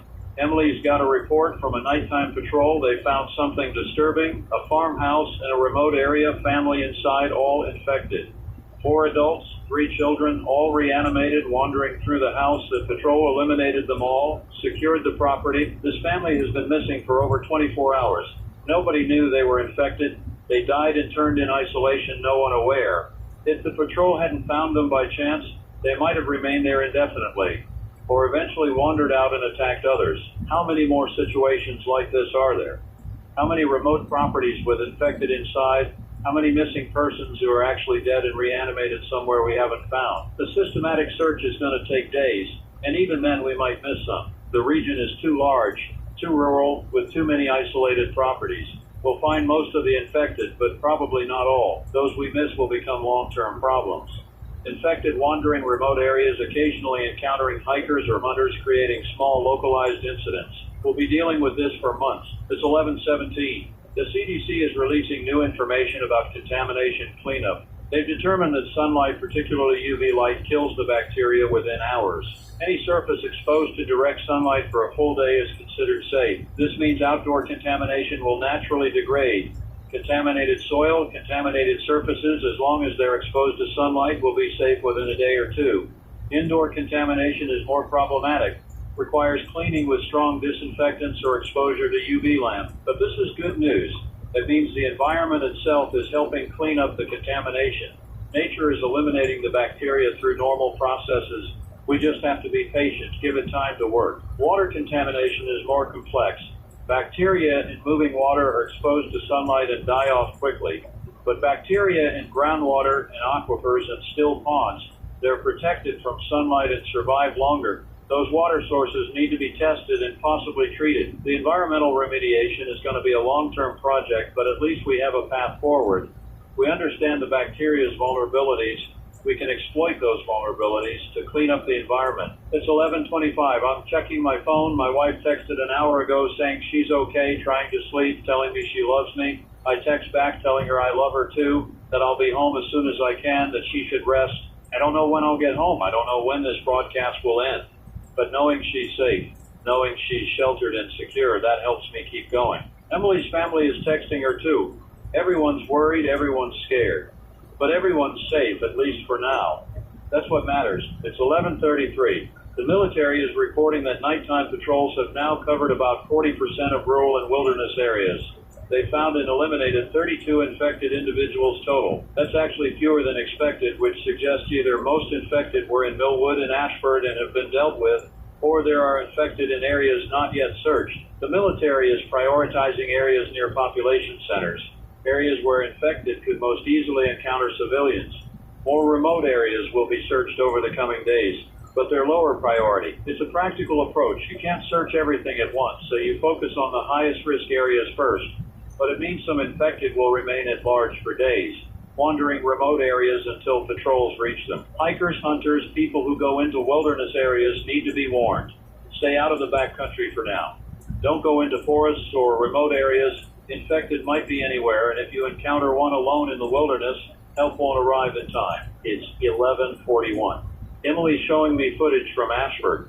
The controlled burn is complete. The entire town is gone, reduced to ash and burned foundations.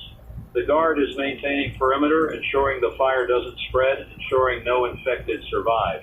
In the morning, crews will move in to assess the site, begin cleanup, but there's nothing to save, nothing to rebuild. Ashford is gone permanently. The land itself might be contaminated enough that it remains uninhabitable. It's a stark reminder of the cost of this infection. Not just lives lost, but entire communities erased.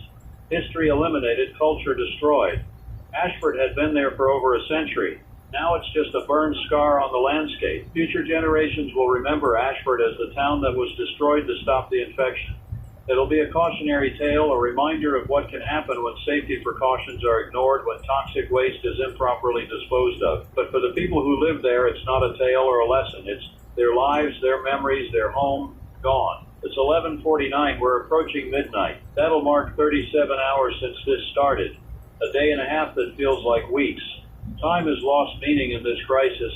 Everything blurs together into one continuous nightmare. But we're still here, still broadcasting, still delivering information, still doing our part. That counts for something. Emily's preparing updates for midnight. I'm resting my voice, drinking water, trying to summon energy for the hours ahead. We're going to keep going. As long as we're needed, we'll be here. It's 11:57. 3 minutes to midnight. The end of the second day, I'm reflecting on everything that's happened, everything we've lost, everything we've learned. We learn that nature can turn against us when we're careless. We learn that modern society is fragile, can be disrupted completely in hours. We learn that people are both heroic and fallible, capable of great sacrifice and terrible mistakes. We learn that some threats can't be negotiated with, can't be reasoned with, can only be fought with overwhelming force. We learn that survival sometimes requires brutal choices, destroying things we love to save what remains. We learn that uncertainty is torture, that not knowing is sometimes worse than bad news. We learn that community matters, that people come together in crisis, that humanity persists even in the darkest times. It's 12:11 a.m., midnight, the start of the third day, 37 hours since this began. Emily's giving me an update. The situation has been relatively quiet for the past 2 hours. No new major incidents, no new outbreaks reported. The patrols continue, the searches continue, but nothing dramatic has happened. That's good. That's what we want. Quiet means containment is holding, means the infection isn't spreading, means we might be getting ahead of it, but it's also eerie. The calm after the storm. We're waiting for the next crisis, expecting something to go wrong, unable to relax even when things seem stable. It's 12:08 a.m. now. The city is asleep or trying to sleep. Streets empty, lights dim. Only emergency services and military patrols are active. The rest of the city is sheltering, waiting for morning, hoping for better news. I should let people sleep, should stop broadcasting for the night, but I can't. What if something happens? What if people need information? I'll stay on, keep monitoring, keep reporting. Emily agrees. We're both committed to seeing this through, however long it takes. 12:16. The CDC is releasing preliminary analysis of the infected individual at County Memorial who stopped being aggressive. They're cautiously suggesting that the infection might have a natural course, that the bacteria eventually destroys itself after consuming available neural tissue. If true, this means infected might eventually burn out, becoming less dangerous over time. But the timeline is unclear. Could be days or weeks. And even a burned out infected is still contaminated, still capable of transmitting bacteria through bite. So this doesn't change response protocols. Infected are still eliminated on site. But it offers a glimmer of understanding, a hint that maybe the infection isn't permanent, isn't eternal. The CDC is being careful not to overstate this. It's one data point from one individual. Drawing broad conclusions would be premature. But it's something to study, something to explore. It's 12:24. Emily's monitoring social media and seeing that news of this development is spread. People are debating whether infected should be eliminated or quarantined until they burn out. It's a contentious discussion with strong opinions on both sides. Practically speaking, quarantining hundreds of infected individuals for days or weeks isn't feasible. The resources don't exist, the facilities don't exist, and the risk of escape or contamination is too high. Elimination remains the only realistic option for now. Maybe in the future, if we better understand the infection's course, if we develop secure quarantine facilities, we can reconsider, but not now.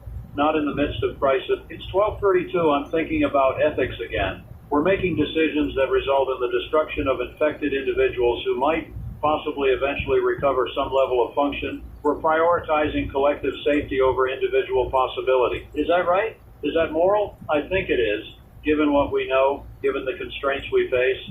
But I also think we'll be debating this for years. Future ethicists will analyze our choices, question our decision. That's appropriate. We should be questioned. Our decisions should be scrutinized. That's how we learn, how we improve, how we ensure we don't repeat mistakes. But in the moment, in the crisis, we do the best we can with the information and resources available. We make hard choices and live with the consequences. It's 12:40. The military is reporting continued progress in systematic searches. They've now covered 50% of rural and wilderness areas. They found and eliminated 41 infected total during nighttime operations. That number suggests there are probably another 40 or so still out there in unsearched areas. Maybe fewer if some infected wandered into already searched areas. Maybe more if infected are in places the military hasn't thought to search. By this time tomorrow, the searches should be largely complete. The military will have covered most of the region. Any remaining infected will be in truly remote areas, low risk to civilian. Then comes the long-term monitoring phase, watching for signs of infection, responding to reports, maintaining vigilance. That could last weeks or months until we're confident the infection is completely eliminated. It's 12:48. Emily's getting tired. I can see her fighting to stay awake, forcing her eyes open, shaking her head to clear it. I'm probably in similar condition, though. I'm less aware of it. We need relief. We need someone else to take over so we can rest. Emily's contacting our station manager, seeing if someone can come in for the overnight hours. If so, we might be able to take a few hours break, sleep, recover. I'm reluctant to leave. What if something happens while I'm gone? What if people need information and I'm not here to provide it? But I also recognize that I'm becoming less effective with each passing hour. Rest might make me more useful in the long run. It's 12:56.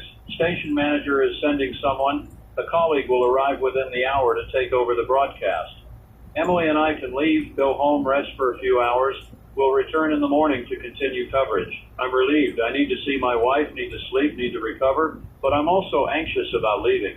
This broadcast has been my focus for over 13 hours. Walking away feels wrong, even though I know it's necessary. It's 1:04 a.m. Our colleague has arrived, a broadcaster named Sarah, who's rested and ready to take over. Emily's briefing her, bringing her up to speed on everything that's happened, making sure she has all the resources and contacts needed. I'm gathering my things, preparing to leave. It feels surreal. For 13 hours I've been in this chair, speaking into this microphone. Now I'm just leaving, going home, returning to normal life, except nothing's normal anymore. It's 1:12. I'm recording a sign-off message. This is Daniel Rothman. I've been with you for over 13 hours covering this crisis as it unfolded. I'm going to step away now, rest, recover. My colleague Sarah will continue coverage through the night, but I'll be back in the morning to bring you more updates. Stay safe, everyone. Lock your doors. Stay inside. Follow official guidance. We will get through this together. This is Emily and I are leaving the studio. The night air outside is cool, refreshing after hours in the climate-controlled building. The city is dark, quiet, almost peaceful. You'd never know there was a crisis unless you looked closely. We say goodbye in the parking lot. Emily's heading to her apartment. I'm heading home to my wife. We'll both try to sleep, try to recover. Tomorrow we'll be back, continuing the coverage, doing our job. I drive through empty streets, past checkpoints where soldiers watch me pass, past darkened buildings and closed businesses. This is my city, but it feels alien now, changed by the crisis. I arrive home. My wife opens the door before I can unlock it, throws her arms around me. We stand there in the doorway, holding each other, not speaking. What is there to say? We're alive. We're together. That's enough. It's 1:34 a.m. I'm home, safe, with my wife. For the first time in 13 hours, I can breathe. The weight lifts slightly. Not gone. Never gone while the crisis continues. But lighter. I eat something, shower, try to unwind. My wife tells me about her day, sheltering in place, hearing sirens and explosions, being scared. I tell her about the broadcast, the information, the nonstop flow of bad news. We're both traumatized in different ways, but we're together. We have each other. That gives us strength. It's 2:07 a.m. I need to sleep. My body is shutting down, demanding rest, but my mind races, replaying everything, unable to stop. My wife is already asleep. I lie next to her, listening to her breathe, finding comfort in her presence. Slowly, finally, I drift off. Sleep is fitful, full of nightmares. I dream of infected, of burning towns, of screaming victims. I wake repeatedly, disoriented before remembering where I am. But it's sleep. It's rest. It's what I need. Morning comes too soon. Light through the windows. My wife stirring beside me.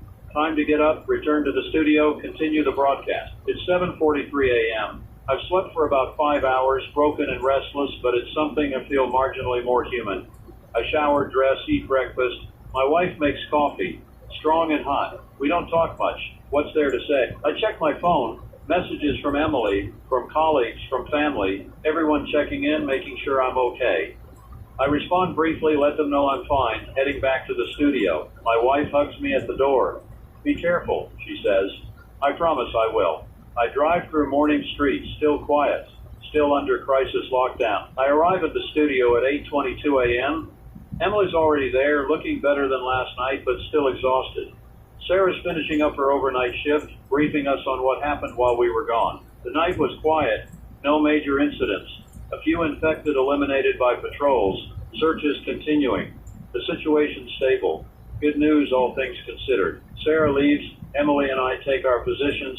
We're back, ready for another day of coverage. It's 8:33 a.m. I'm back on air. Good morning. This is Daniel Rothman on 104. If you're just joining us, we're continuing coverage of the outbreak crisis that began 2 days ago. Let me bring you up to speed on where things stand. I deliver a summary. The outbreak in Millwood and Ashford the contaminated nuclear waste site, the quarantine zone, the ongoing searches for infected, the current status of containment effort. Emily's pulling together information for me, preparing updates. We're back in the rhythm, doing our jobs, serving our community. It's 8:46 a.m. The morning sun is up bright and clear. It's a beautiful day outside, which feels wrong somehow. Beauty and horror coexisting, nature indifferent to human suffering. The CDC is holding a briefing at 9 a.m. We'll cover that live, relay important information. Emily's setting up the feed now. While we wait, I'm reflecting on what we've learned in 40 hours. This infection is deadly but containable. It spreads quickly but predictably. It can be fought with conventional military tactics and aggressive public health measures. We're not helpless against it. We have tools, resources, knowledge. We can beat this. It just requires determination, sacrifice, coordinate. It's 8:54. The CDC briefing is about to start. Dr. Lisa Park is speaking. Emily's got the audio. Let me listen and relay key points. Dr. Park is confirming that 40 hours after the initial outbreak, they believe they've achieved containment. No new infections have been reported in over 12 hours. The quarantine is holding. Searches are progressing well. She's estimating that within another 48 hours, they'll be confident the outbreak is completely eliminated. That's not a guarantee, but it's the current projection based on infection timelines and search progress. She's explaining more about the infected individual at County Memorial who stopped being aggressive. The bacteria appears to have consumed available neural tissue and is now dormant in the body. The individual isn't recovering, isn't regaining consciousness, but isn't actively dangerous anymore. This doesn't change protocols, but it suggests that infected who somehow escape detection might become less dangerous over time. Not safe, not harmless, but less likely to actively hunt and attack. She's discussing long-term environmental remediation. The contaminated waste site will be properly sealed and cleaned over the coming months. Water sources are being tested comprehensively. Any contaminated water will be treated or isolated until natural bacterial die-off occurs. She's projecting that the region will be safe for normal habitation within a few weeks, once all testing is complete and any remaining contamination is addressed. It's 9:13. The briefing is over. It was comprehensive, optimistic, but not unrealistically so. Dr. Park did a good job communicating complex information clearly. Emily's checking public reaction. People are cautiously hopeful. The briefing provided reassurance, gave people something to believe in. Morale is improving slightly, but people are also exhausted, traumatized, grieving. Hope helps, but doesn't erase the pain of the past 2 days. The losses are real. The scars will last. It's 9:21. I'm getting messages from listeners again, people thanking me for the coverage, for being a steady voice during the crisis. It's humbling. I'm just doing my job, but apparently it matters. One message particularly stands out. It's from a survivor from Millwood, someone who evacuated before the town was cleared. They're saying my broadcast helped them stay calm, helped them make decisions, possibly save their life. They're thanking me. I don't know how to respond to that. I'm glad I helped, glad the broadcast made a difference. But I also feel unworthy of gratitude. I was safe in a studio. They were in the outbreak zone, facing real danger. They survived through their own courage and luck, not because of me, but maybe giving people information, keeping them connected, providing a sense that someone was paying attention. Maybe that did help. Maybe it mattered. It's 9:29. The military is releasing updated numbers. Systematic searches are now 70% complete. They found and eliminated 53 infected total in rural and wilderness areas. They estimate 10 to 20 more remain at large in unsearched areas. By this evening, searches should be essentially complete. The few remaining infected, if any, will be in the most remote areas, minimal risk to civilians. Then comes the monitoring phase. Checkpoints will remain, patrols will continue, but at reduced frequency. The quarantine will stay in place for another 48 hours, then gradually lift if no new infections emerge. Life won't return to normal quickly, but it will return eventually. People will rebuild, recover, move forward. That's what humans do. We survive, we adapt, we continue. It's 9:37. Emily's showing me something remarkable. Satellite imagery of the region from this morning. You can still see smoke from Ashford, though the fire is dying down. You can see military positions around Millwood. You can see the checkpoint network, but you can also see life continuing. Traffic on some roads, lights in some buildings, people moving around in safe areas. Despite everything, despite the crisis, life, that's encouraging. That's humanity refusing to give up, refusing to be defeated. We've been knocked down, but we're getting back up. It's 9:45. The state governor is announcing plans for reconstruction and recovery. Millwood will be rebuilt with state and federal assistance. Infrastructure will be improved, buildings upgraded. The town will come back, though it'll take years. Ashford won't be rebuilt on its original site. The land is too contaminated, too traumatized, but a new community will be established nearby for former residents, a place they can rebuild their lives and community. Financial assistance is being provided for displaced families, for businesses that were destroyed, for workers who lost jobs. It's not enough to restore what was lost, but it's support. Mental health services are being expanded dramatically. Trauma counselors, therapists, support groups, everyone affected by this crisis will have access to care. Nobody will be forgotten. This comprehensive planning addressing both practical and psychological needs. The government is taking this seriously, committing resources to recovery. It's 9:53. I'm thinking about the future. What lessons do we take from this? How do we prevent it from happening again? The obvious answer is better management of hazardous waste, proper disposal, ongoing monitoring, rapid response to any signs of problems. Don't bury problems and forget about them. Stay vigilant, but there's more to it. We need better emergency response protocols for novel threats. We need better coordination between agencies. We need better communication systems. We need to be prepared for the unexpected. This crisis revealed gaps in our preparedness. We scrambled, we improvised, we made mistakes. We can do better, we must do better. Future crises will come, different threats, different challenges. But if we learn from this, if we improve our systems and responses, we'll be better equipped to handle them. It's 10:01. Top of the hour. The sun is climbing higher. The day is warming. It's almost pleasant outside, almost normal. Inside the quarantine zone, searches continue. Outside the zone, life slowly resumes. The crisis isn't over, but it's winding down. We're past the peak, moving into the recovery phase. I'm going to continue broadcasting, providing updates, keeping people informed. But the tone is shifting from crisis response to recovery planning. From survival to rebuilding. That's progress. That's healing. That's hope. It's 10:09. Emily's showing me more social media. People are sharing stories from the past 2 days. Stories of loss and survival, of fear and courage, of community and connection. One story particularly moves me. A family in Millwood was trapped in their home, surrounded by infected. They barricaded themselves upstairs, stayed quiet, waited. For 12 hours they waited, terrified, not knowing if help would come. Then the National Guard arrived, cleared their street, rescued them. They were evacuated, tested, confirmed uninfected. They survived because they stayed calm, stayed hidden, trusted that help would come. That's a success story. That's what we were fighting for. Every life saved, every family reunited, that's victory.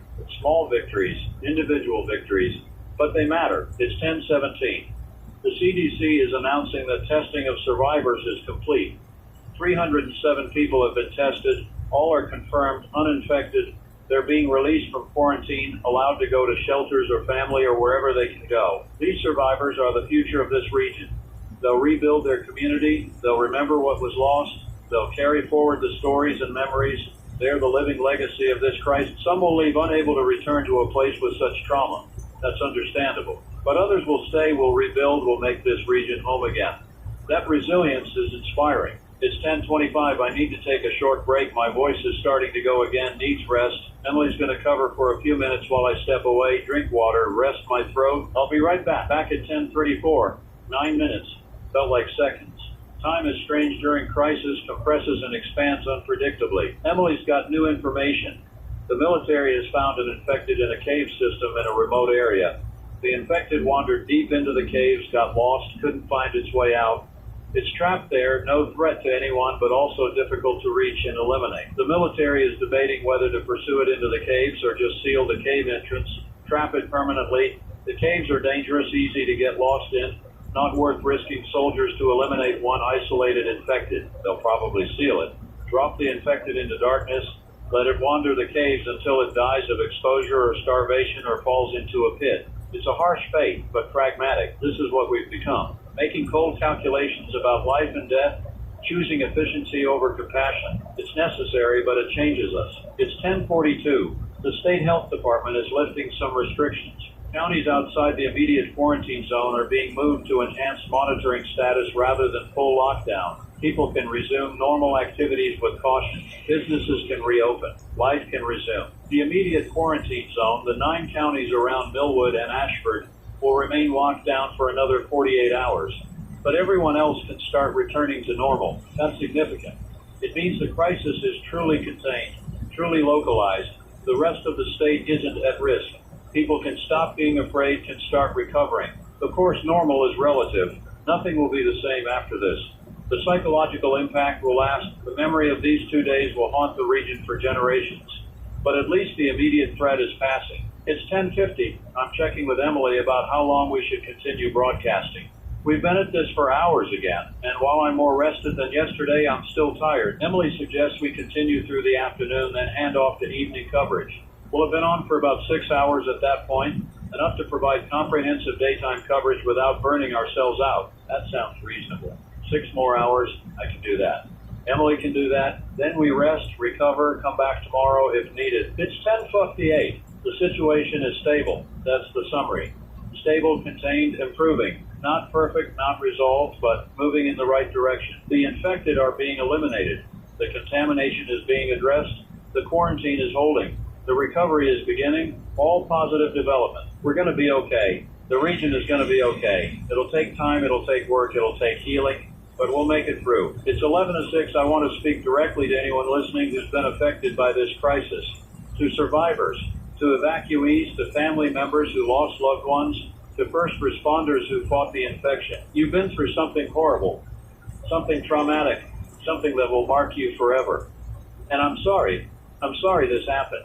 I'm sorry for your losses, your pain, your suffering. But I also want you to know that you're not alone. This community, this region, this state, we're all with you. We're all supporting you. We're all committed to helping you recover and rebuild. You survived. That matters. You're here, you're alive, you have a future. It might not look like the future you imagined, but it's still there. You can still build something good from the wreckage. Reach out for help if you need it.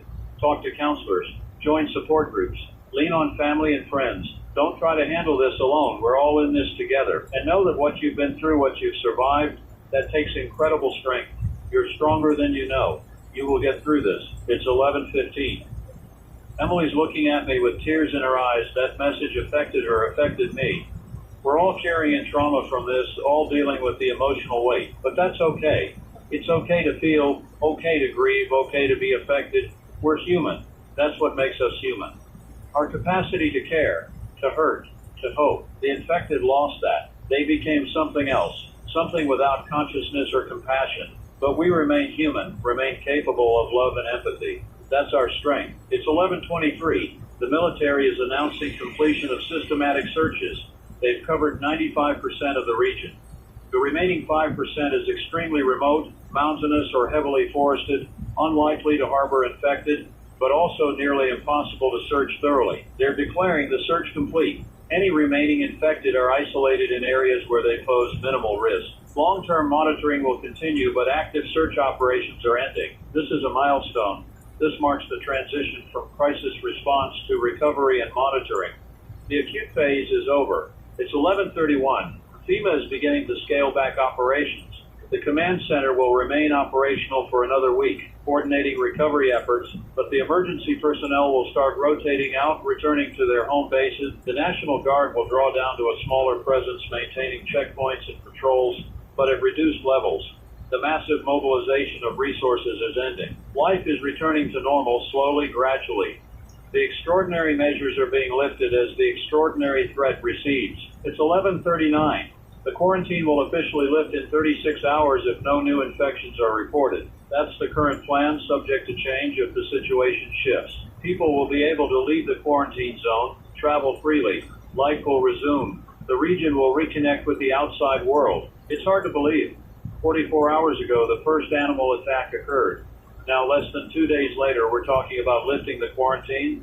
The response was massive, was effective, was sufficient. We contained it. We beat it. We survived. It's 11:47. I'm feeling something like relief, though it's tempered by awareness of the cost. We won, but hundreds died. We survived, but communities were destroyed. Victory doesn't erase loss. Still, we won. That matters. We faced an unprecedented threat, and we stopped it. That's humanity at its best. responding to crisis with determination and courage. I'm proud of the response, proud of the responders, proud of this region. We did the hard things, made the hard choices, saw it through. That took strength. It's 11:55, approaching noon. The sun is high, the day is bright. Outside the studio, the world continues. People working, living, surviving. The crisis didn't destroy us. We adapted, we overcame, we persisted. That's the human story. We face threats, we suffer losses, we endure. We always have. We always will. This crisis is just another chapter in that long story. It's 12:03 p.m. Noon, the midpoint of the day, the turning point between morning and afternoon. Feels symbolic somehow. Emily's preparing an afternoon update. I'm gathering notes, organizing information. We'll continue providing coverage, keeping people informed, serving our community. This is what we do. This is our contribution. Others fight infected, others treat the wounded, others rebuild communities. We inform, we connect, we communicate. That's our role, and it matters. It's 12:11. The state governor is announcing a day of remembrance to be held next week, a day to honor those who died, to recognize those who responded, to begin the communal process of grieving and healing. It's appropriate. We need rituals, need ceremony, need ways to mark significant events. The Day of Remembrance will help the community process what happened, begin moving forward. I'll attend. Emily will attend. We'll stand with our community, honor the fallen, support the survivors. It's important. It's 12:19. I'm thinking about the long-term impact of this crisis. How will it change us? What will we remember? What lessons will we carry forward? We'll remember the fear, the uncertainty, the loss. We'll remember the courage of responders, the strength of survivors, the resilience of community. We'll remember that we faced something terrible and we didn't break. We'll be changed, more cautious, more prepared, more aware of our vulnerabilities, but also more appreciative, more connected, more conscious of what matters. Crisis reveals truth. It strips away pretense, exposes what's real. What's real is community, is compassion, is our shared humanity. That's what got us through. That's what will continue to sustain us. It's 12:27. Emily's got final numbers from the CDC. Total confirmed eliminated infected, 341. Total confirmed human deaths, 517. Total missing persons presumed dead, 83. Total responders killed or infected, 71. 671 human lives lost. 671 families grieving. 671 futures ended. The numbers are staggering. The loss is immense. This crisis took a terrible toll, but it could have been worse. If the response had been slower, if containment had failed, if the infection had spread beyond the region, we could be talking about thousands or tens of thousands dead. 671 is 671 too many, but it's not 10,000. It's not 100,000. The response worked. Lives were saved. That has to count for something. It's 12:35. I'm tired. Not just physically, though. I am physically exhausted. I'm emotionally tired, spiritually tired. I've been processing trauma and tragedy for nearly 2 days. I need rest, not just for my body, but for my soul. But I'll keep going. A few more hours. Then I can rest. Then I can begin my own recovery process. Emily's in similar condition. We're both running on empty, pushing through by force of will. But we'll make it. We've come this far. We can finish. It's 12:43. The CDC is announcing that the infected individual at County Memorial Hospital who stopped being aggressive has died. The bacteria consumed all available neural tissue, the body shut down, and the individual died. They did not reanimate a second time. So the infection has a finite course. Attack, kill, reanimate, burn out, die. Complete cycle takes 3 to 5 days. The infected don't last forever. They destroy themselves through the violence of the infection. This information is useful. It confirms that even if we miss some infected, even if some remain at large, they'll die naturally within days. The threat is self-limiting to some extent. Of course, in those 3 to 5 days, an infected individual can spread the infection to others who then have their own 3 to 5 day cycle. So you can't just wait it out. You have to actively eliminate infected to break the transmission chain. But it's still useful information. It means this infection can't sustain itself indefinitely. It burns hot and fast, and then it's done. It's 12:51. I'm checking messages on my phone again. More from family, more from listeners, more from colleagues. Everyone checking in, offering support, expressing concern. I respond briefly, thanking them, reassuring them I'm okay. I'm not really okay, but I will be. I'm functional, which is what matters right now. My wife texts asking when I'll be home. I tell her a few more hours, probably around 5 or 6 p.m. She says she'll have dinner ready. That simple promise, that normal domestic plan, it brings comfort. Life will return to normal. It's already starting. Dinner plans, normal routines, ordinary life. That's what we're fighting to preserve, to restore. It's 12:59, 1 p.m. approaching. The afternoon is progressing. Time continues its steady march forward, indifferent to human concerns. Emily's pulling together updates for the top of the hour. I'm preparing to deliver them. We've done this so many times now, it's automatic. A routine we've perfected through repetition. This broadcast has become part of the crisis response, part of how the community processes what's happening. That's an honor and a responsibility. We can't let people down. It's 1:07 p.m. I'm delivering the top of hour update. Summary of current status, update on searches and containment, information about recovery planning. It's a comprehensive overview, everything people need to know. Emily's monitoring feedback. People are listening, paying attention, sharing the information. Our broadcast is reaching thousands, maybe tens of thousands. That reach matters. Information saves lives. I'm grateful for this platform, this opportunity to serve. Broadcasting can be trivial sometimes, can feel meaningless, but in crisis it becomes vital. We provide a lifeline, a connection, a voice of calm in chaos. That's why I do this job. For moments like this, when it truly matters, the state is announcing plans for a comprehensive review of all industrial sites in the region, particularly any that handled hazardous materials. Every site will be inspected, tested, verified as safe. We won't let another disaster like this happen. It's closing the barn door after the horse escaped, but it's still necessary. We have to ensure there are no other contaminated sites waiting to cause problems. The review will take months, will be expensive, will be disruptive, but it's essential. Public safety requires it. It's 1:23. I'm reflecting on responsibility. Who's responsible for this disaster? The contractors who improperly disposed of waste 40 years ago, the regulators who failed to properly monitor the site, the politicians who cut funding for environmental programs, society for creating the waste in the first place. Everyone shares some responsibility. This disaster was caused by a chain of decisions and failures spanning decades. No single person or entity is solely to blame, but that diffusion of responsibility doesn't absolve anyone. We all have to do better. We all have to take seriously our obligation to future generations to leave them a world that's safe, that's clean, that's sustainable. This crisis is a warning. It shows what happens when we're careless, when we prioritize short-term convenience over long-term safety. We have to learn from it. It's 1:31. Emily's showing me something beautiful. A photo from one of the shelters where evacuees are staying. Children playing, laughing, being kids despite everything they've been through. That resilience. That capacity to find joy even in tragedy, that's inspiring. Children adapt, they bounce back, they move forward, they give us hope for the future. If children can laugh again after what they've experienced, then adults can recover too.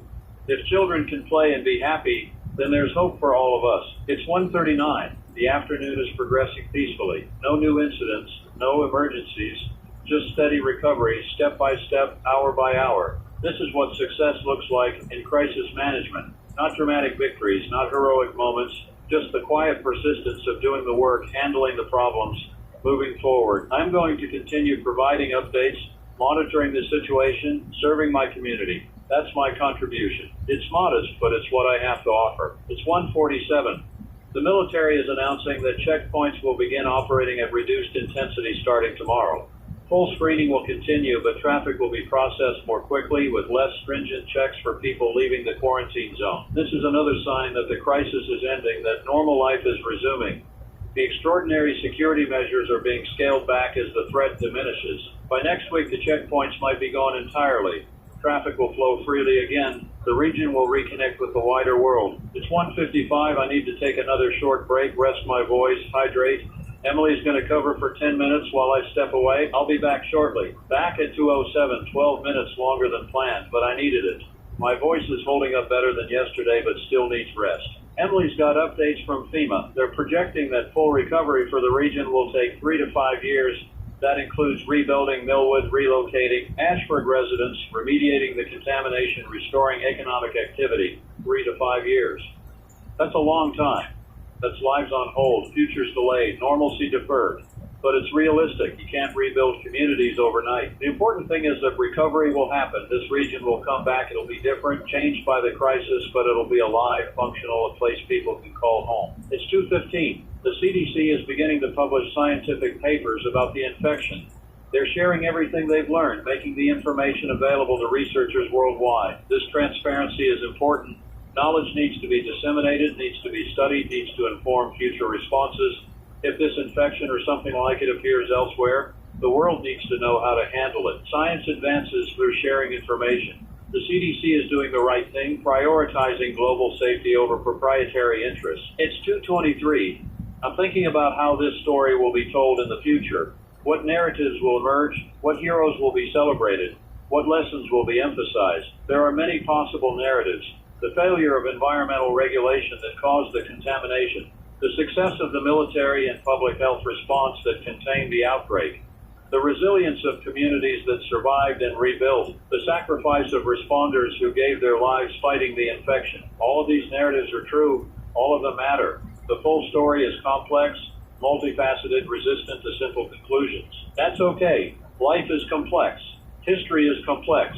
We don't need simple stories, we need truth in all its messy complexity. It's 231. Emily's showing me economic projections. The outbreak will cost the state an estimated $3 to $4 billion in direct costs, plus additional billions in indirect economic impacts. That's staggering. That's money that could have funded schools, infrastructure, social programs. Instead, it's gone to disaster response and recovery. But what choice did we have? The cost of not responding would have been infinitely higher. Lives lost, potentially national or global spread of infection, complete societal breakdown. $3 billion is a bargain compared to that. Still, it's a reminder that prevention is cheaper than response.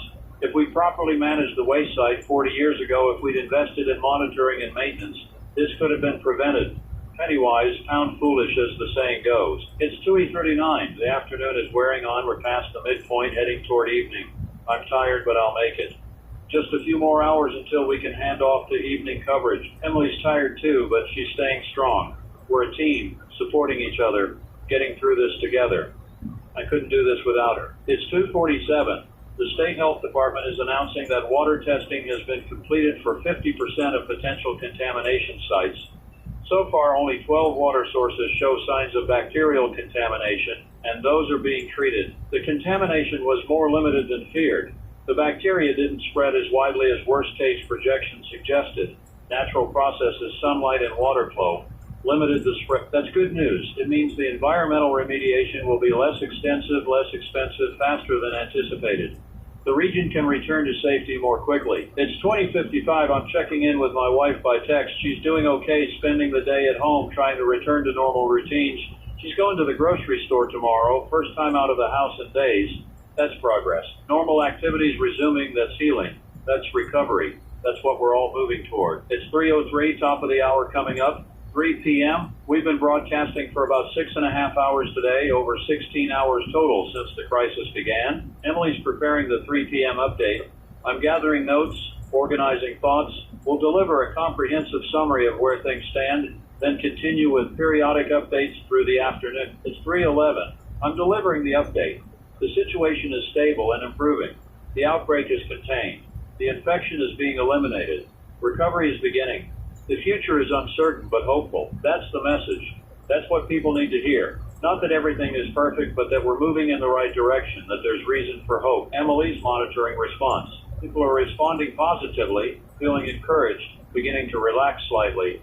The constant fear is easing, replaced by cautious optimism. That's healthy. That's appropriate. The worst is past. We can start looking forward rather than just surviving the present. It's 3:19. The military is announcing awards and commendations for personnel who served during the crisis, medals for valor, citations for bravery, recognition for exceptional service. These soldiers and officers earned these honors. They fought an enemy, unlike any in history, risked their lives, saved countless civilians. They deserve every bit of recognition we can give them. Some awardees won't be alive to receive their honors. They died fighting the infection, gave their lives in service. They'll be honored posthumously, their families receiving medals on their behalf. It's fitting. It's right. We must remember their sacrifice, honor their service, ensure they're never forgotten. It's 3:27. Emily's got information about memorial plans. The state is establishing a permanent memorial to those who died in the outbreak. Names of all victims will be inscribed, both civilians and responders. The memorial will be located in the state capitol on the Capitol grounds. It'll be a place for remembrance, reflection, mourning. a place where survivors can go to honor those they lost. Design proposals are being solicited. Construction will begin next year. Dedication will occur on the 1-year anniversary of the outbreak. It's thoughtful planning, appropriate recognition of the magnitude of this tragedy. It's 335. I'm thinking about my own recovery process. How do I process what I've witnessed and reported over the past 2 days? How do I move forward from this experience? I'll need to talk to someone, probably a counselor or a therapist. I'll need to process the trauma, work through the emotions, develop healthy coping strategies. This isn't something I can just power through or ignore. Emily will need the same. Everyone touched by this crisis will need support, will need to do the work of healing. That's okay. That's human. We're not meant to just absorb trauma and move on unchanged. We're meant to feel, to process, to grow from difficult experiences. It's 343. The CDC is announcing that they're partnering with universities to establish a research center dedicated to studying radiation-mutated pathogens. This outbreak revealed a new category of threat, and science needs to understand it better. The research center will study how radiation affects bacterial and viral evolution, how to predict and prevent mutations that could create dangerous pathogens, how to treat infections from mutated organisms. It's forward-thinking, proactive. We're taking lessons from this crisis and applying them to prevent future crises. That's exactly what we should be doing. It's 3/5/51. I'm feeling something like pride. Not in myself, but in this region, this state, this country. We faced an unprecedented threat and we handled it. Not perfectly, not without losses, but we handled it. We could have panicked, could have descended into chaos, could have failed completely, but we didn't. We organized, we responded, we fought back. That says something good about us as a society. We have problems, we have weaknesses, we have areas where we need to improve, but we also have strength, resilience, capability. When it matters, we can come together and handle the hardest challenges. It's 3:59. 4 p.m. approaching. 1 more hour until we can hand off to evening coverage. 1 more hour of broadcasting, of informing, of serving our community. I can make it. Emily can make it. We'll finish strong, complete our mission, fulfill our responsibility. This is what commitment looks like. Seeing it through, even when you're exhausted, even when you want to quit. You keep going because people are depending on you. It's 4:07. The evening broadcaster is arriving early. Another colleague, James, coming in to take over at 5. He's rested, prepared, ready to continue the coverage through the evening. Emily's briefing him, bringing him up to speed. I'm gathering my notes, organizing files, making sure he has everything he needs. Transition is important. We need to hand off smoothly, ensure continuity of coverage. The audience shouldn't notice the change except for a different voice. It's 4:15. James is up to speed. He's ready. Emily and I will continue until 5, then hand off and go home. The end is in sight. I'm feeling relief, but also reluctance. This broadcast has been my life for 2 days. Walking away feels strange, even though I know it's time. But life continues beyond this studio. I have a wife waiting at home. I have my own recovery to begin. I have a future beyond this crisis. It's 4:23. The state governor is making another address scheduled for 4:30. Emily's setting up to cover it. This will be one of the last things we broadcast before handing off. The governor will presumably announce the formal end of the acute crisis phase, outline recovery plans, thank responders and the public. It'll be an important address, a milestone in the crisis timeline. We'll cover it, provide context, then sign off. That's a good way to end our coverage. On an official note from state leadership, it's 4:31. The governor is speaking. Emily's got the feed. Let me listen and relay the key points. He's officially declaring the acute phase of the crisis over. The outbreak has been contained, the infection has been eliminated, the region is secure. He's thanking everyone involved in the response, from military to medical to citizens who followed guidance. He's acknowledging the terrible cost, the hundreds of lives lost. He's promising that victims will be remembered, families will be supported, the fallen will be honored. He's outlining recovery plans, committing resources, setting timelines. He's expressing confidence that the region will rebuild, will recover, will emerge stronger. He's asking the public to be patient, to support each other, to maintain vigilance during the monitoring phase. He's reminding everyone that recovery is a process, takes time, requires collective effort. He's ending on a note of hope, expressing faith in the community, confidence in the future. It's a good address, appropriate tone, strong leadership. It's 4:44. The address is over. Emily and I are preparing our final update before signing off. We'll summarize the current situation, thank listeners for their attention, introduce James, who will continue coverage. This is it, the end of our extended coverage. Time to let go, hand off. move forward. It's 40:52. I'm recording my sign-off. This is Daniel Rothman. Emily and I have been with you for much of the past 2 days, covering this crisis as it unfolded. We're going to step away now. My colleague James will continue providing updates through the evening. The crisis is ending. Recovery is beginning. We will rebuild, we will recover, we will remember. Thank you for listening, for staying informed, for supporting each other. Stay safe, everyone. This is Tim. It's done. Emily adds her thanks, introduces James. We hand off. It's over. We're leaving the studio. The late afternoon sun is warm, pleasant. The city looks almost normal, almost peaceful. The crisis feels distant somehow, even though it was real, even though it just happened. We say goodbye in the parking lot. Emily's going home to her family. I'm going home to my wife. We'll both rest, recover, begin processing everything we've experienced. This crisis changed us, changed everyone. We'll never be quite the same, but we survived. We did our part. We helped our community through the darkest time. That matters. That will always matter. I drive home through streets that are slowly coming back to life. Traffic is light but present. Some businesses are reopening. People are visible, moving about, resuming activities. Life continues. Life always continues. That's the lesson of crisis. No matter how bad things get, life finds a way forward. I arrive home. My wife is waiting. We embrace, hold each other, just breathe. No words needed. We're together. We're safe. That's enough. The crisis will be with us for a long time in our memories, our dreams, our awareness. But it's over in the immediate sense. We survived. Now we heal. This is the end of the broadcast, but not the end of the story. Recovery will take years. Healing will take longer, but we'll get there. Together, this is Daniel Rothman signing off. Thank you for listening. Take care of each other.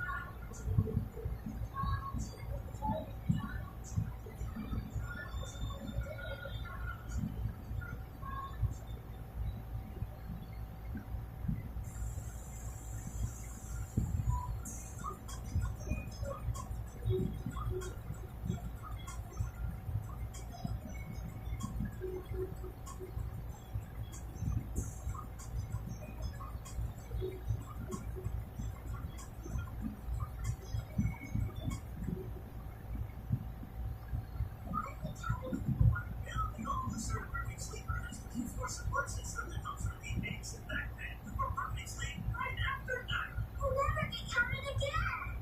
No. See, this Memorial Day, shop at a retailer near you.